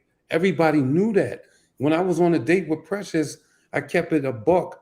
When they, when it was supposed to be a quote unquote bubble date, I was like, man, F that. This is who I am, and this is what you're gonna get, and whatever. And if you don't like it, well, you know what? It seemed like a personal problem to me. Simple as that. And I wasn't being disrespectful. I was being real. I was with you, Paul, until you said you still wanted to see what you could get out of the Kia. Because let's talk about that. Let's talk about episode 10. Let's talk about episode 10. This is season 8. This is season 8. We're not doing let's bring it back. I saw that. Bring it back. Let's bring back episode 10 since you kept it so real. Why you over here episode 10 I self-eliminated. Go ahead, shine. Put in episode 9. I'm gonna let you shine. Goodbye.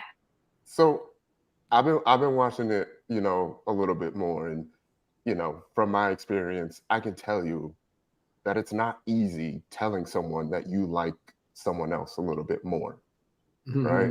Mm-hmm. Like, yes, Paul. Last week we talked about different ways to have a woman react towards you to get that respect, but it's hard enough battle in the world. You shouldn't have to keep battling your woman every day too. And for the last 3 or 4 weeks, he's literally been telling us what he needs from her, right? And he's obviously still not getting it. Yes, exactly. It's coming off, and I mean this in a really nice way. It's coming off as if Jessica just kind of has a different reality of what's going on, and it's almost looking like, you know, the same way she was toting him around to hold down, introducing him to everybody. Yep. Now she's introducing him to the friends, and it just seems like he's just too nice to say it in a way that would get her to understand that. And let me say something. He's so right, guys. There's a whole show called Ghosting on MTV. Okay. Yeah. In the real world, we don't have to have these conversations. We just stop replying to text messages. We just ghost. Like, you know what I mean? Ghosting is a real thing that people are doing. Yeah. So we're on a show where we might not have a connection, but we still have to see you tomorrow. You know what I mean? And it's like the reality is, like, a lot of times people just stop responding to messages. They just drop off the face of the earth. But we have to see each other the next day. So this conversation's become very difficult to have. And like you said, Chris is a very nice guy. And through film, he kept saying, I don't ever want to disrespect a Black woman. Like, he is so like, I got to watch what I say. I don't hurt anyone's feelings. That's just him. That's on camera, off camera. That's just him as a person. So I feel like, you know, you're thrown onto this date. And like Stacey said, who's going to like tell somebody's friends, like, I don't like her? You don't have to go to the date though either. Like, you do. You don't. You when they talk to you, and you know this, we all sat in the room and they said, if you don't like something, I'm sorry, before you got on the show, they specify if you don't like something, you don't have to do it. And I exercise that. I didn't get that. I didn't get that memo. I was never told. Come on, Paul. We're gonna go on the dates, man. Yeah, I never got that memo. There's dates that I did not go to. There's dates I didn't know who I was dating till I got there half the time, sir. I'm already dressed, my makeup's done. Let's do this. Like, I didn't always know who I was dating. It'll probably get to the point, and you know, it happened to me where he actually blows up because, you know, he don't know what else to say or what else to do. You know, it happened to me on set on my 45-minute date, having to explain why I gave you the phone call and I'm still explaining why I have 3 other connections, you know. At minute 40, I was just super frustrated. Let's be real. Cat ain't saying a lie. I remember think showing up to an address, walking in, and I'm like, oh, it's a date with Ron. Where did this come from? You saw Chris's face when Cat walked in. I had never been in that man's house before. I ain't know anything. And I'm all cute. I ain't even dressed to be at nobody's house. I'm cute, thinking I'm about to go somewhere. I show up at this man's house, smoky-eyed and stuff. You think I would have showed that stuff? I would have wore some damn tights.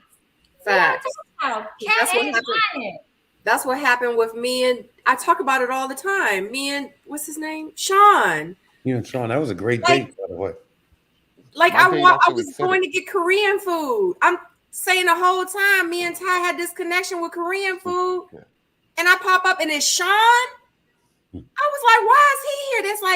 That's who you got the date with. I said, no, I don't. That's not what I had said. I'm not going on a date. They come on, Sabrina, come on, we gonna get you a drink. I'm like, but y'all gonna give me a drink anyway. No lies detected. So true. I don't think I ever knew who I was dating unless we figured it out via text. Hey, are you going to this address? I'm going there too. Exactly. We don't know what we're showing up to half the time. Facts. I didn't know. My date said, had I known it was you, I'd have wore a different outfit. And seriously. I'm already upset at that point. She did say that to you. I literally said that as well. I would have wore some sweats and a goddamn hoodie. P.O. don't relate because he's a production plant. Y'all just let P.O. be, okay? Y'all give him some exactly. I forgot he was an implant. My bad, P.O. You know what, P.O. Hold on, let me give you the fakest apology ever. I apologize. Yeah, thank you. Smell good. Hold up. You know how you give a negative with a positive, but you smell good though. You smell like $1 million. You smell like $850. Well, thank you. So we ready to go to the next scene. Next scene. Okay. All right, guys. And I just want to say shout out to Jessica. I took this picture, and y'all know I don't be going back and be like, oh, that's not a good picture of her. Let me go back and take another one. Y'all know I don't do that. But this picture right here of Jessica, she is gorgeous right here. Gorgeous. Gorgeous. Now y'all better not say nothing about no makeup right here. I don't want to hear none of y'all talking about the lighting and no makeup, because this is hitting and it's gorgeous. Yeah. All right. With no neon lights inside. I'm gonna say something about some daggone makeup, because I am not a makeup fanatic and I can't do it right. So I'm gonna hate a little bit because some people are just good at doing it and know they like. Okay, I'm jealous. I love it. All right, she did that. Yeah, she looked absolutely beautiful. Absolutely. All right. If I can say this about the Dallas season, is that, you know, like the body size stereotypes on every other season, if I can say that you guys defied anything in Dallas, that stereotype, I'm glad y'all helped change, because you were slim fit, you were thick fit, everybody looked amazing. I love this season of women. And even if you were thick, you didn't get eliminated on the first episode, on the first season. I'm happy about this because it's more realistic about how we all look. And I love that. All different shades of beautiful brown, everything. Like, I love the women on this season. Love, love, love. Absolutely agree, Stacey. All right, so moving forward, the ladies meet in the ladies' lounge and they discuss who they are feeling. Who they're connecting with and who they are not connecting with. The two men on the chopping block are Herbert and Chris, and Herbert gets eliminated to his shock. Yes, it wasn't my shock, but yes, he was very shocked that he got eliminated. But wait, let's not, why you got this picture up? Look at Katin. Baby, hold up, Kat. You said, look at Kat. I wish I had about 4 more inches on myself so I can come in. I got some pictures of Kat.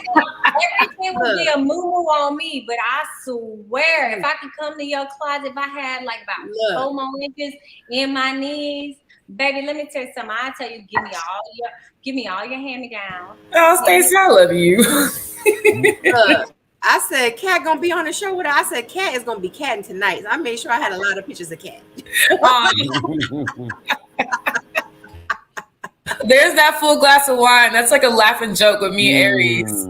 I already knew it was gonna be some shit on this episode, so I was like, let me fill my glass up.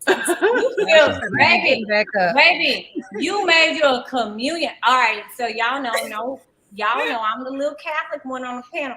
Girl, that's a full communion glass of wine, baby. You are coming to St. Agnes on Sunday with that glass of wine, baby. That's not even the 12-ounce pour. That's the 24-ounce. She said, I got the 3-hour glass ready. Y'all gonna have me here 5 hours. Do you want the 6 or the 9? She said, give me the 24. We're gonna wipe the top of the glass with our little napkin and pass it to the other corner, then wipe that corner and then pass the other corner.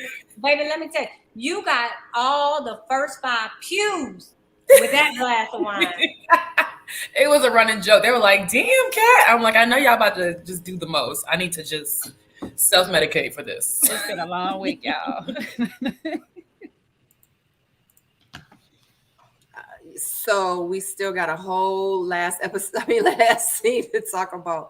So what did y'all have anything to say about what the women were saying about the men, about their connections, and about the people that they were not connecting with? Or we can jump right into Herbert's meeting and Chris's meeting. You know what I appreciate about this? That the ladies was really honest to their core on who they picked. It wasn't just voting off people just because they're not their connections. They actually were picking their connections for some of the people to be voted off. So I actually did appreciate that, because it's like, if I'm not vibing with you, it's no point of kicking somebody else's connection off. I'm just gonna kick mine off. So, and it was a first for me to see that. Boy, they go leg of lamb. Yeah, leg of lamb. The legs out. You see That's when they walked in. Yeah, look. That leg, that one That leg. leg out. Yeah, that leg. Hey, now that leg look like a leg of lamb. I thought the lady looked great in the ladies' lounge. The only thing I thought about the first time they met, I didn't see Sierra look like she wasn't dressed up. I always expect a little bit more from her because she's a fashion designer. You know, when you see her in the jeans, because everybody was pretty much dressed. But I thought everybody looked great. Mm-hmm. They did look good. They always look good though. I got a question, Kat. Like the weather, was it hot? Was it cold? Was it That's warm? such a good question. Okay, we were still in the middle of winter-ish with Dallas. So some days it was like 50, and then you'd have like a really warm moment, and then it get really cold. So you'll see like some of us are in jackets. The weather was weird, but for the most part of filming, it was cold. Mm-hmm.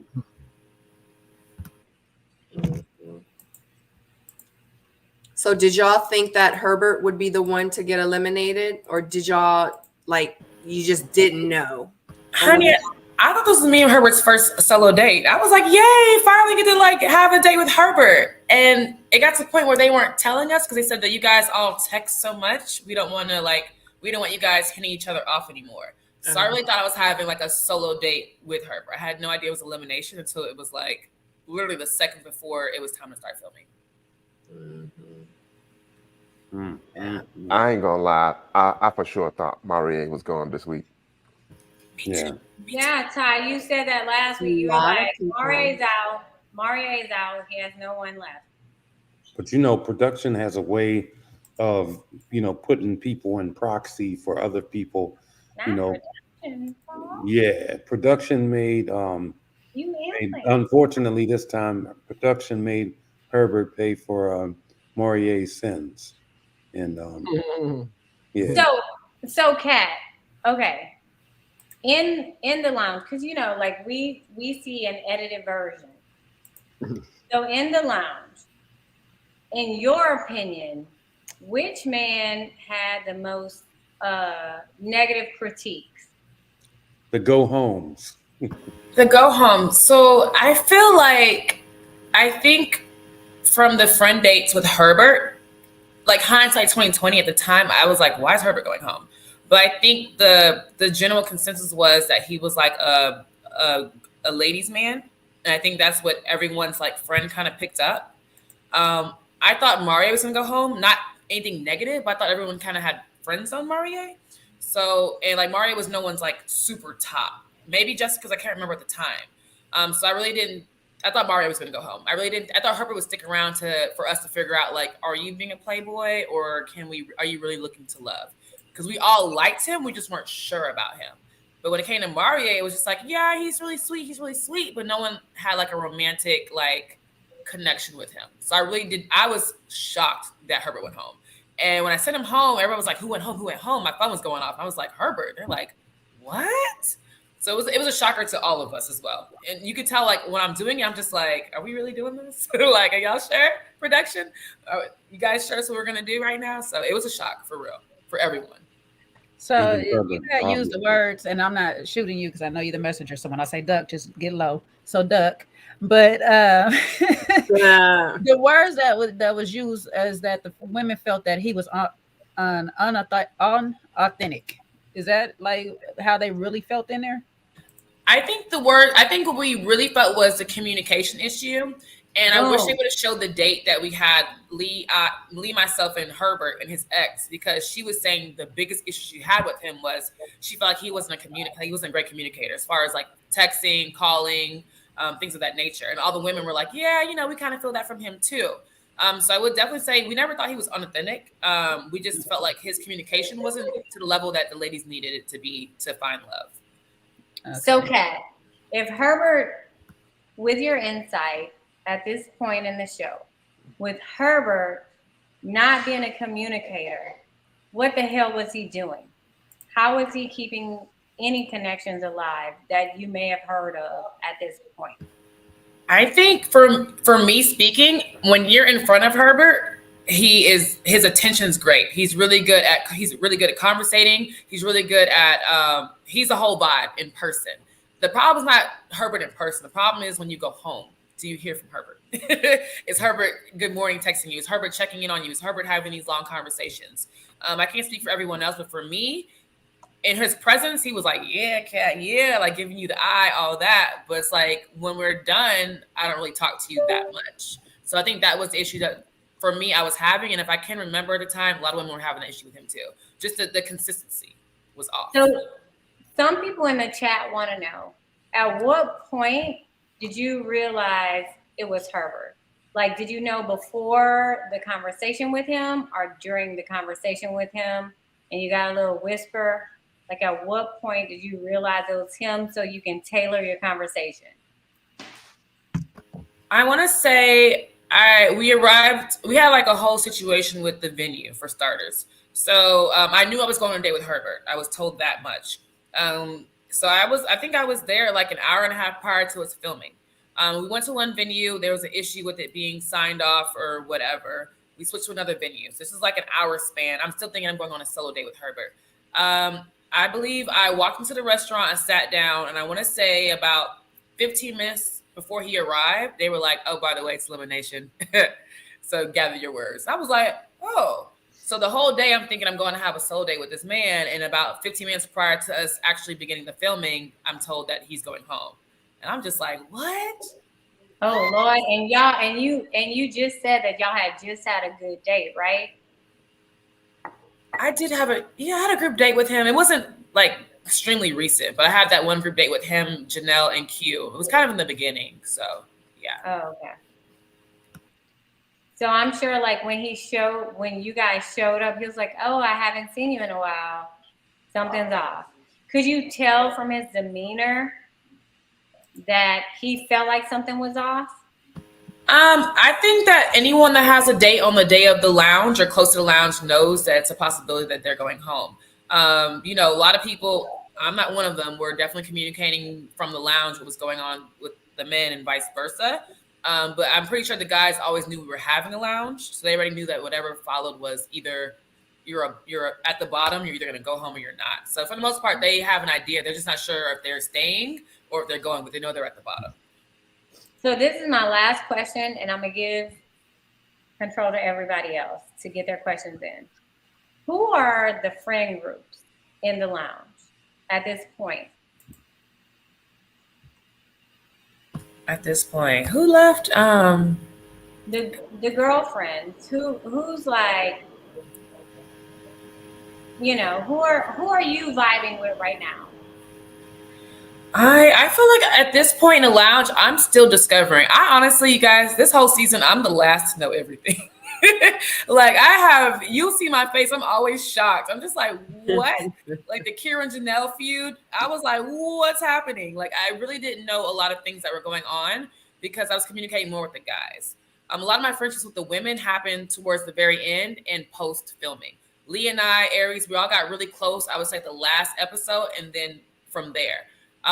As far as what's going on right now, friend groups, honestly, like I think I was in a group chat with Janelle, Jessica, Aries, Lee.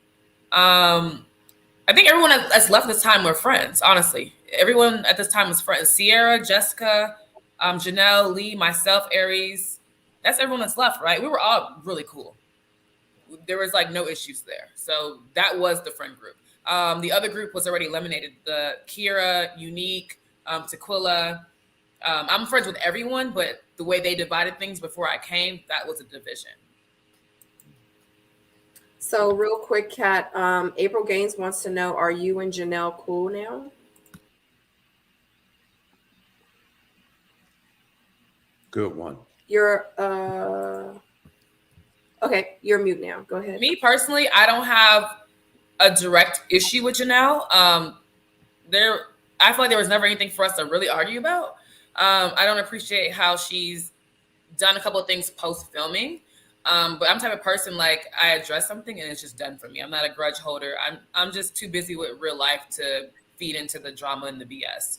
I definitely don't appreciate, the things that you guys have seen as far as the pulling up and coming to the home and putting me on IG Live and all that. But I can't say I don't appreciate it, but it's just not something that's at the forefront of my mind to really give a damn about. So, okay, so you don't have to answer this. I lied. Well, I didn't lie because Sabrina asked a question.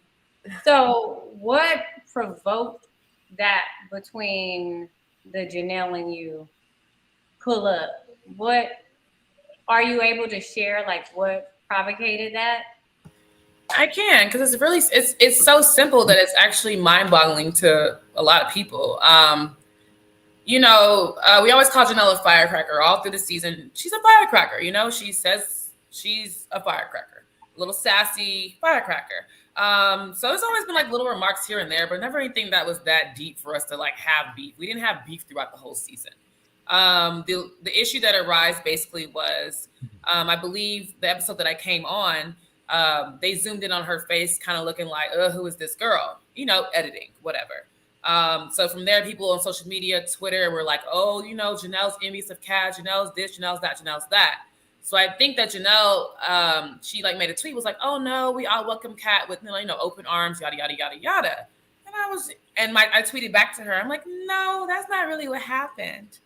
And for me saying, I was like, no, that's not what happened. That's Kat, meaning like, that's not how the story goes. From there, I woke up the next day to her just basically trying to drag me on the internet with a bunch of like lies.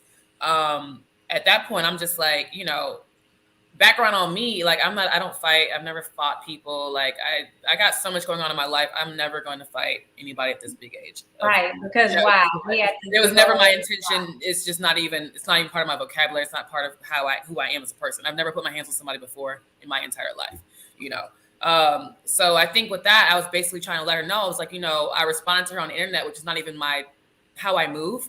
And I basically told her, I was like, I've already given you your 5 minutes of attention. Like, if you're going to keep talking shit about me, say it to my face. Don't drag me on the internet on a public platform, And she just took it upon herself to go on live and do her hoorah, hoorah, hoorah, and come to my house, put my apartment on blast for the whole world to see. So she really pulled up. So that was your actual apartment that she pulled up to? She was in the vicinity of where I live. I'll put it that way, because I don't want anybody to be able to find me.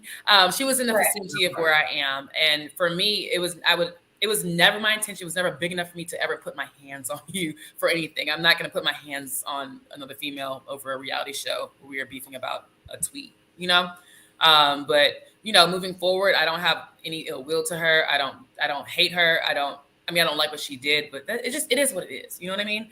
That's just kind of how I move. That's, the Sagittarius in me is I deal with it and I just keep it pushing. But that's what happened. All right. Now that Stacy has given us the platform back. Thank you, Stacy. Shout out to that. Herbert leaving. Very unexpected. I didn't think that Chris would be leaving as well. So I thought, this was going to be pretty interesting.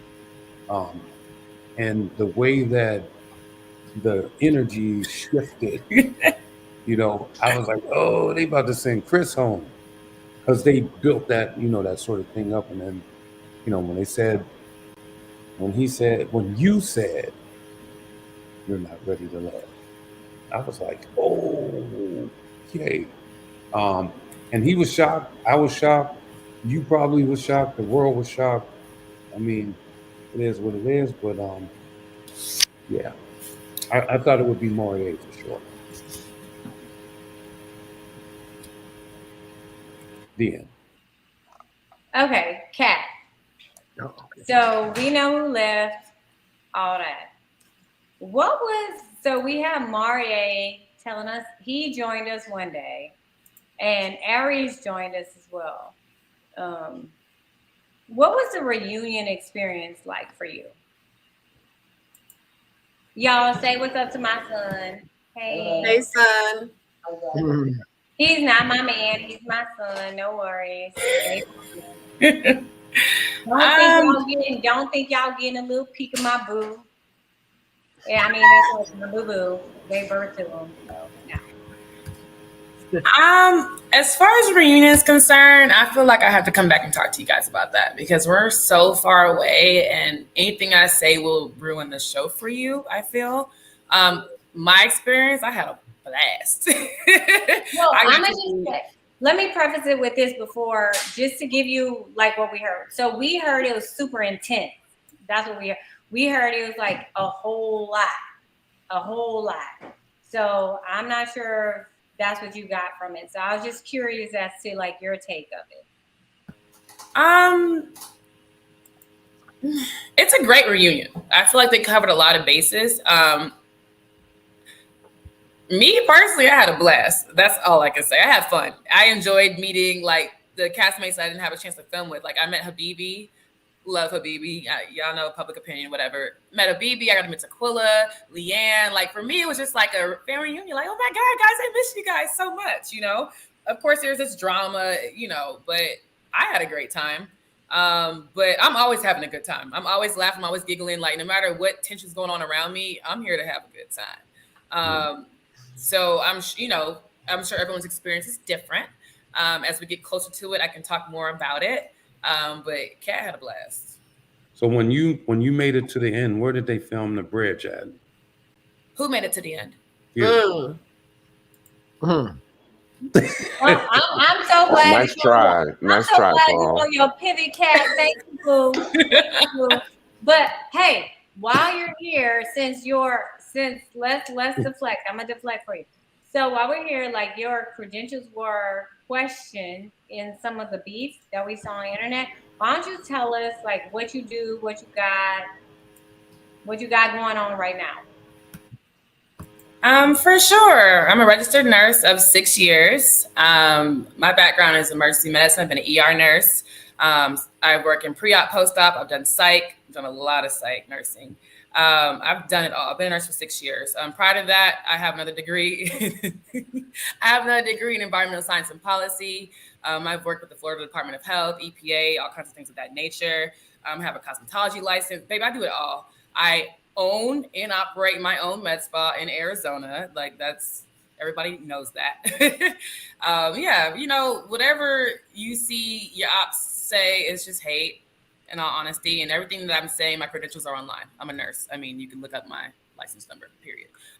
Yeah.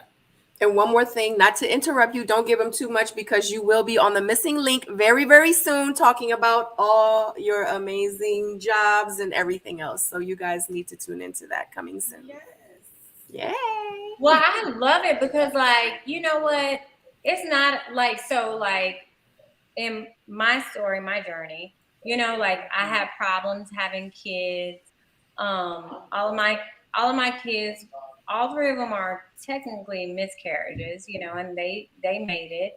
And it's only because of like I had amazing doctors and nurses, and I had a colorful presentation, like people like you that was there. So when I'm telling you, this is what I'm feeling, this is what I'm going through, I had someone that looked like you to be like, okay, I get it. Yes. And I believe you. So I appreciate the fact that you're one of the few, like boots on the ground, there to be there with Black women, like understanding us. So that's why I wanted you to make sure that you put it out there, because like it's people like you that save my kids. Oh, that's so touching to me because I'm always like one of 2 Black nurses everywhere that I work. And I always feel like it's, I get emotional. I always feel like it's my duty that when my race comes in, you know, to the ER, that I have to go above and beyond for them.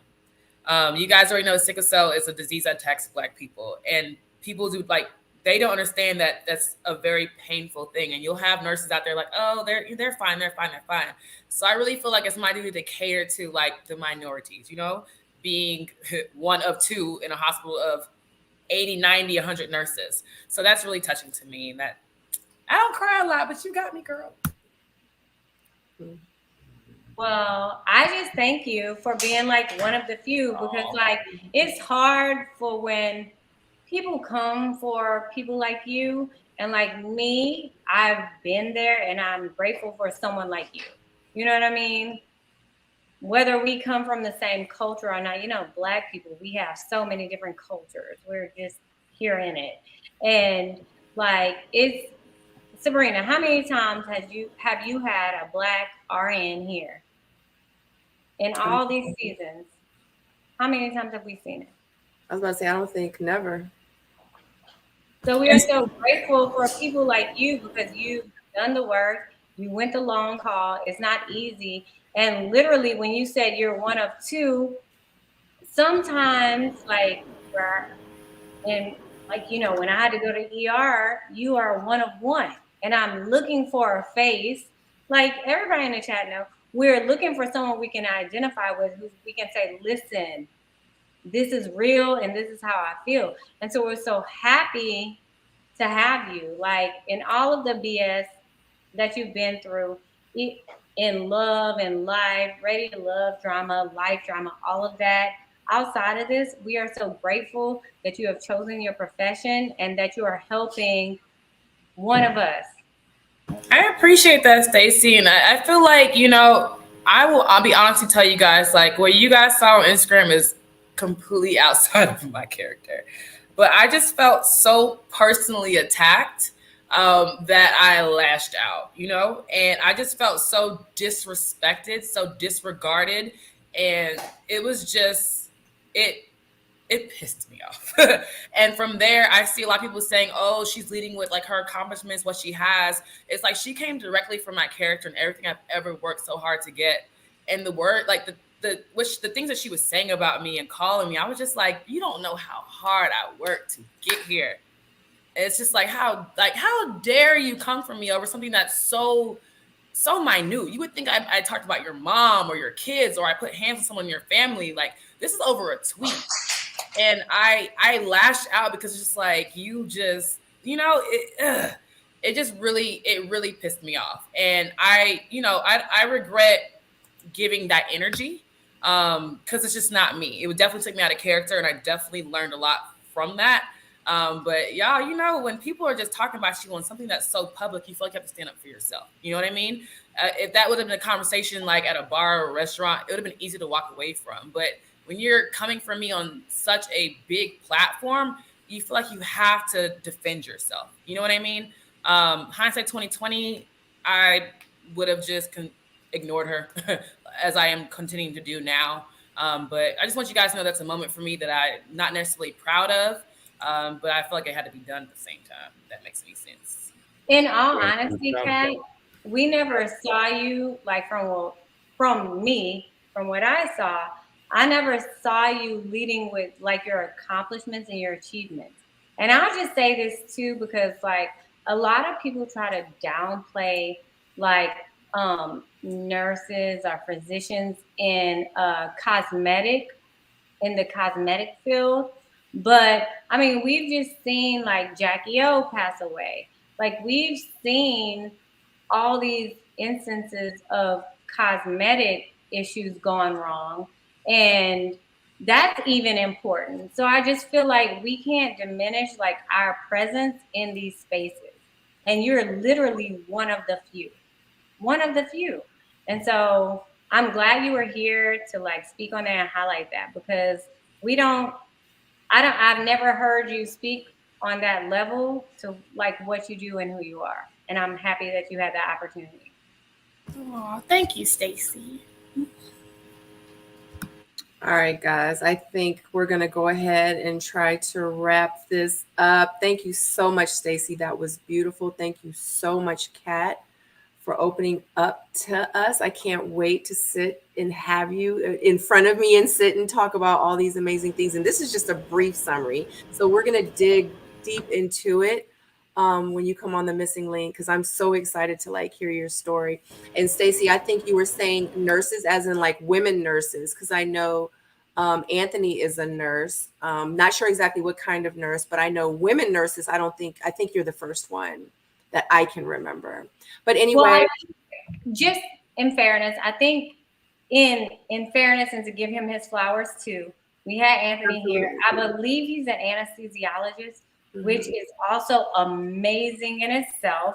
But it's like, and how often do we see this? That's amazing, and we're happy for you. We're happy for him. We're glad to have y'all because we need you.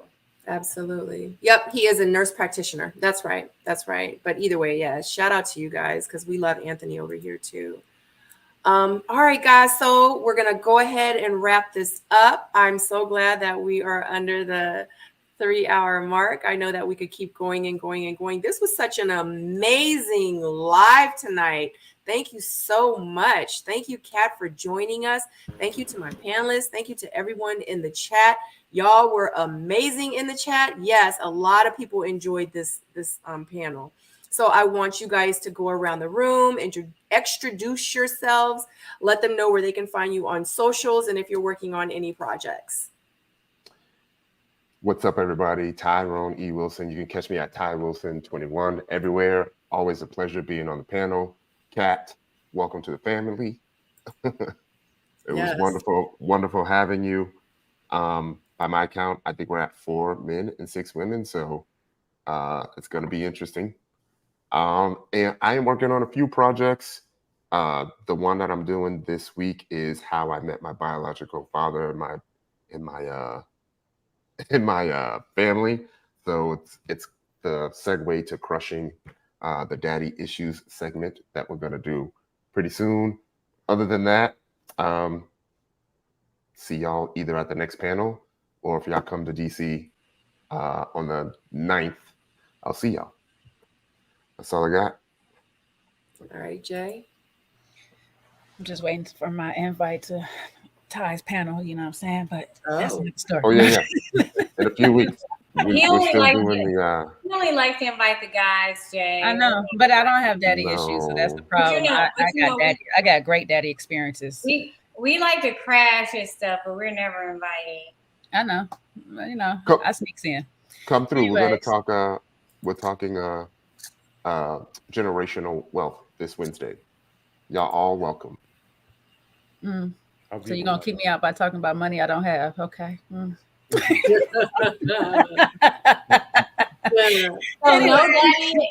daddy issues, no money, no wealth money. So you ain't invited, girl. Just hit the like button as you pass. I'll be there in the chat. Anyways, hey, it's your girl Jay from Another Round. You can follow me on IG, Another Round _JS, or you can follow me here on YouTube. All one word, Another Round JS. I will be coming back. I am finally done with my summer activities, so I'm gonna start posting some of all the stuff I've been doing all summer, and I'm got to get back to work. So I'll be back on Saturdays and some Mondays. Since Sabrina done stole my Mondays, this is why I got to stay consistent, because my days get stolen so easily. But no, we'll be back here on another panel, and you can always find me on Little Black Book over there as well. So. All right, Katarina. Well, first, I want to say thank you guys for having me. I have honestly been super nervous about coming on anything. It's just been so much going on, and I just wasn't ready to talk. So I really do appreciate you, Sabrina, for reaching out and creating a safe space where I felt comfortable. Oh yeah, I'm such an emotional ass baby. I'm so sorry. I felt so comfortable coming on this with you, and this is my first time speaking outside of filming. So I really appreciate you. You guys are awesome. You guys didn't grill me too hard. Super welcoming and loving. I am overwhelmed with I'm just happy, honestly. And I feel like you guys really this allowed people to see my real personality off of, cameras or whatever. Yeah. Other than that, I am just working on keeping people alive. You can find me on Instagram at Island Barbie Doll. That's pretty much it, really. Yeah. Thank you. J-Dub. What's up, YouTube world? It's your boy J-Dub, the #1 commenter. So right now, I do have a YouTube channel doing reviews on reality shows, but pretty much now I've just been working on the panel and looking forward to getting some new seasons for some new material so I can review it. I'm done. Stacey B. Now, y'all know the way my adult ADD works out. Y'all got to hit me up on Instagram because I need to get my life together. So y'all know it's Stacey with a CY, because y'all be spelling my name with an E, and I don't be getting y'all messages. So don't be mad at me because y'all don't be hitting the right Stacey B up. But y'all know, hit me up on Instagram. And I just wanna throw something out there. So a few of us on the panel have been thinking about doing a love cruise. our love trip. Let us know if you're interested in joining us. If y'all are interested in joining our live panel there, and give us some ideas on where y'all want to go. So we're planning some big Any tropical island. Yes. I love it. I love it. Like Tom Joyner, he retired. So we are taking the flame. So let us know, and we're going to make something shake. Sounds good. Did you tell them where they could find you? Stacy, STACY _BEEE. 3 E's. Remember, got 3 kids. All the B's. E's. So hit me up there. Let me know your ideas, and let's make it shake. Let's think about spring breakage, because I'm gonna leave my kids at home, because who cares about them? P.O.? Yeah. So I'd just like to welcome Kat to the Ready to Love alumni. Hopefully your experience will end up good for you. And, you know, next season, you'll be sitting here, you know, putting the pressure on the other folks. Other than that, P.O. and Under Sightings, good night. All right, guys. Thank you so much for watching tonight. We got almost to 600 viewers, watchers in the chat. Shout out to you guys. You probably know it's a couple of the other YouTubers that are on this panel right now. They have had this video linked to their channel. So this is their video. Make sure you like their video on their page. Make sure you like this video. If you are not subscribed to my channel and to their channel, make sure you subscribe to their channels. Make sure you follow everyone on Instagram. And we love you guys so much. And I always say, without you guys, there is no us. Anyway, love you so much. See you on Friday for the live reaction watch party.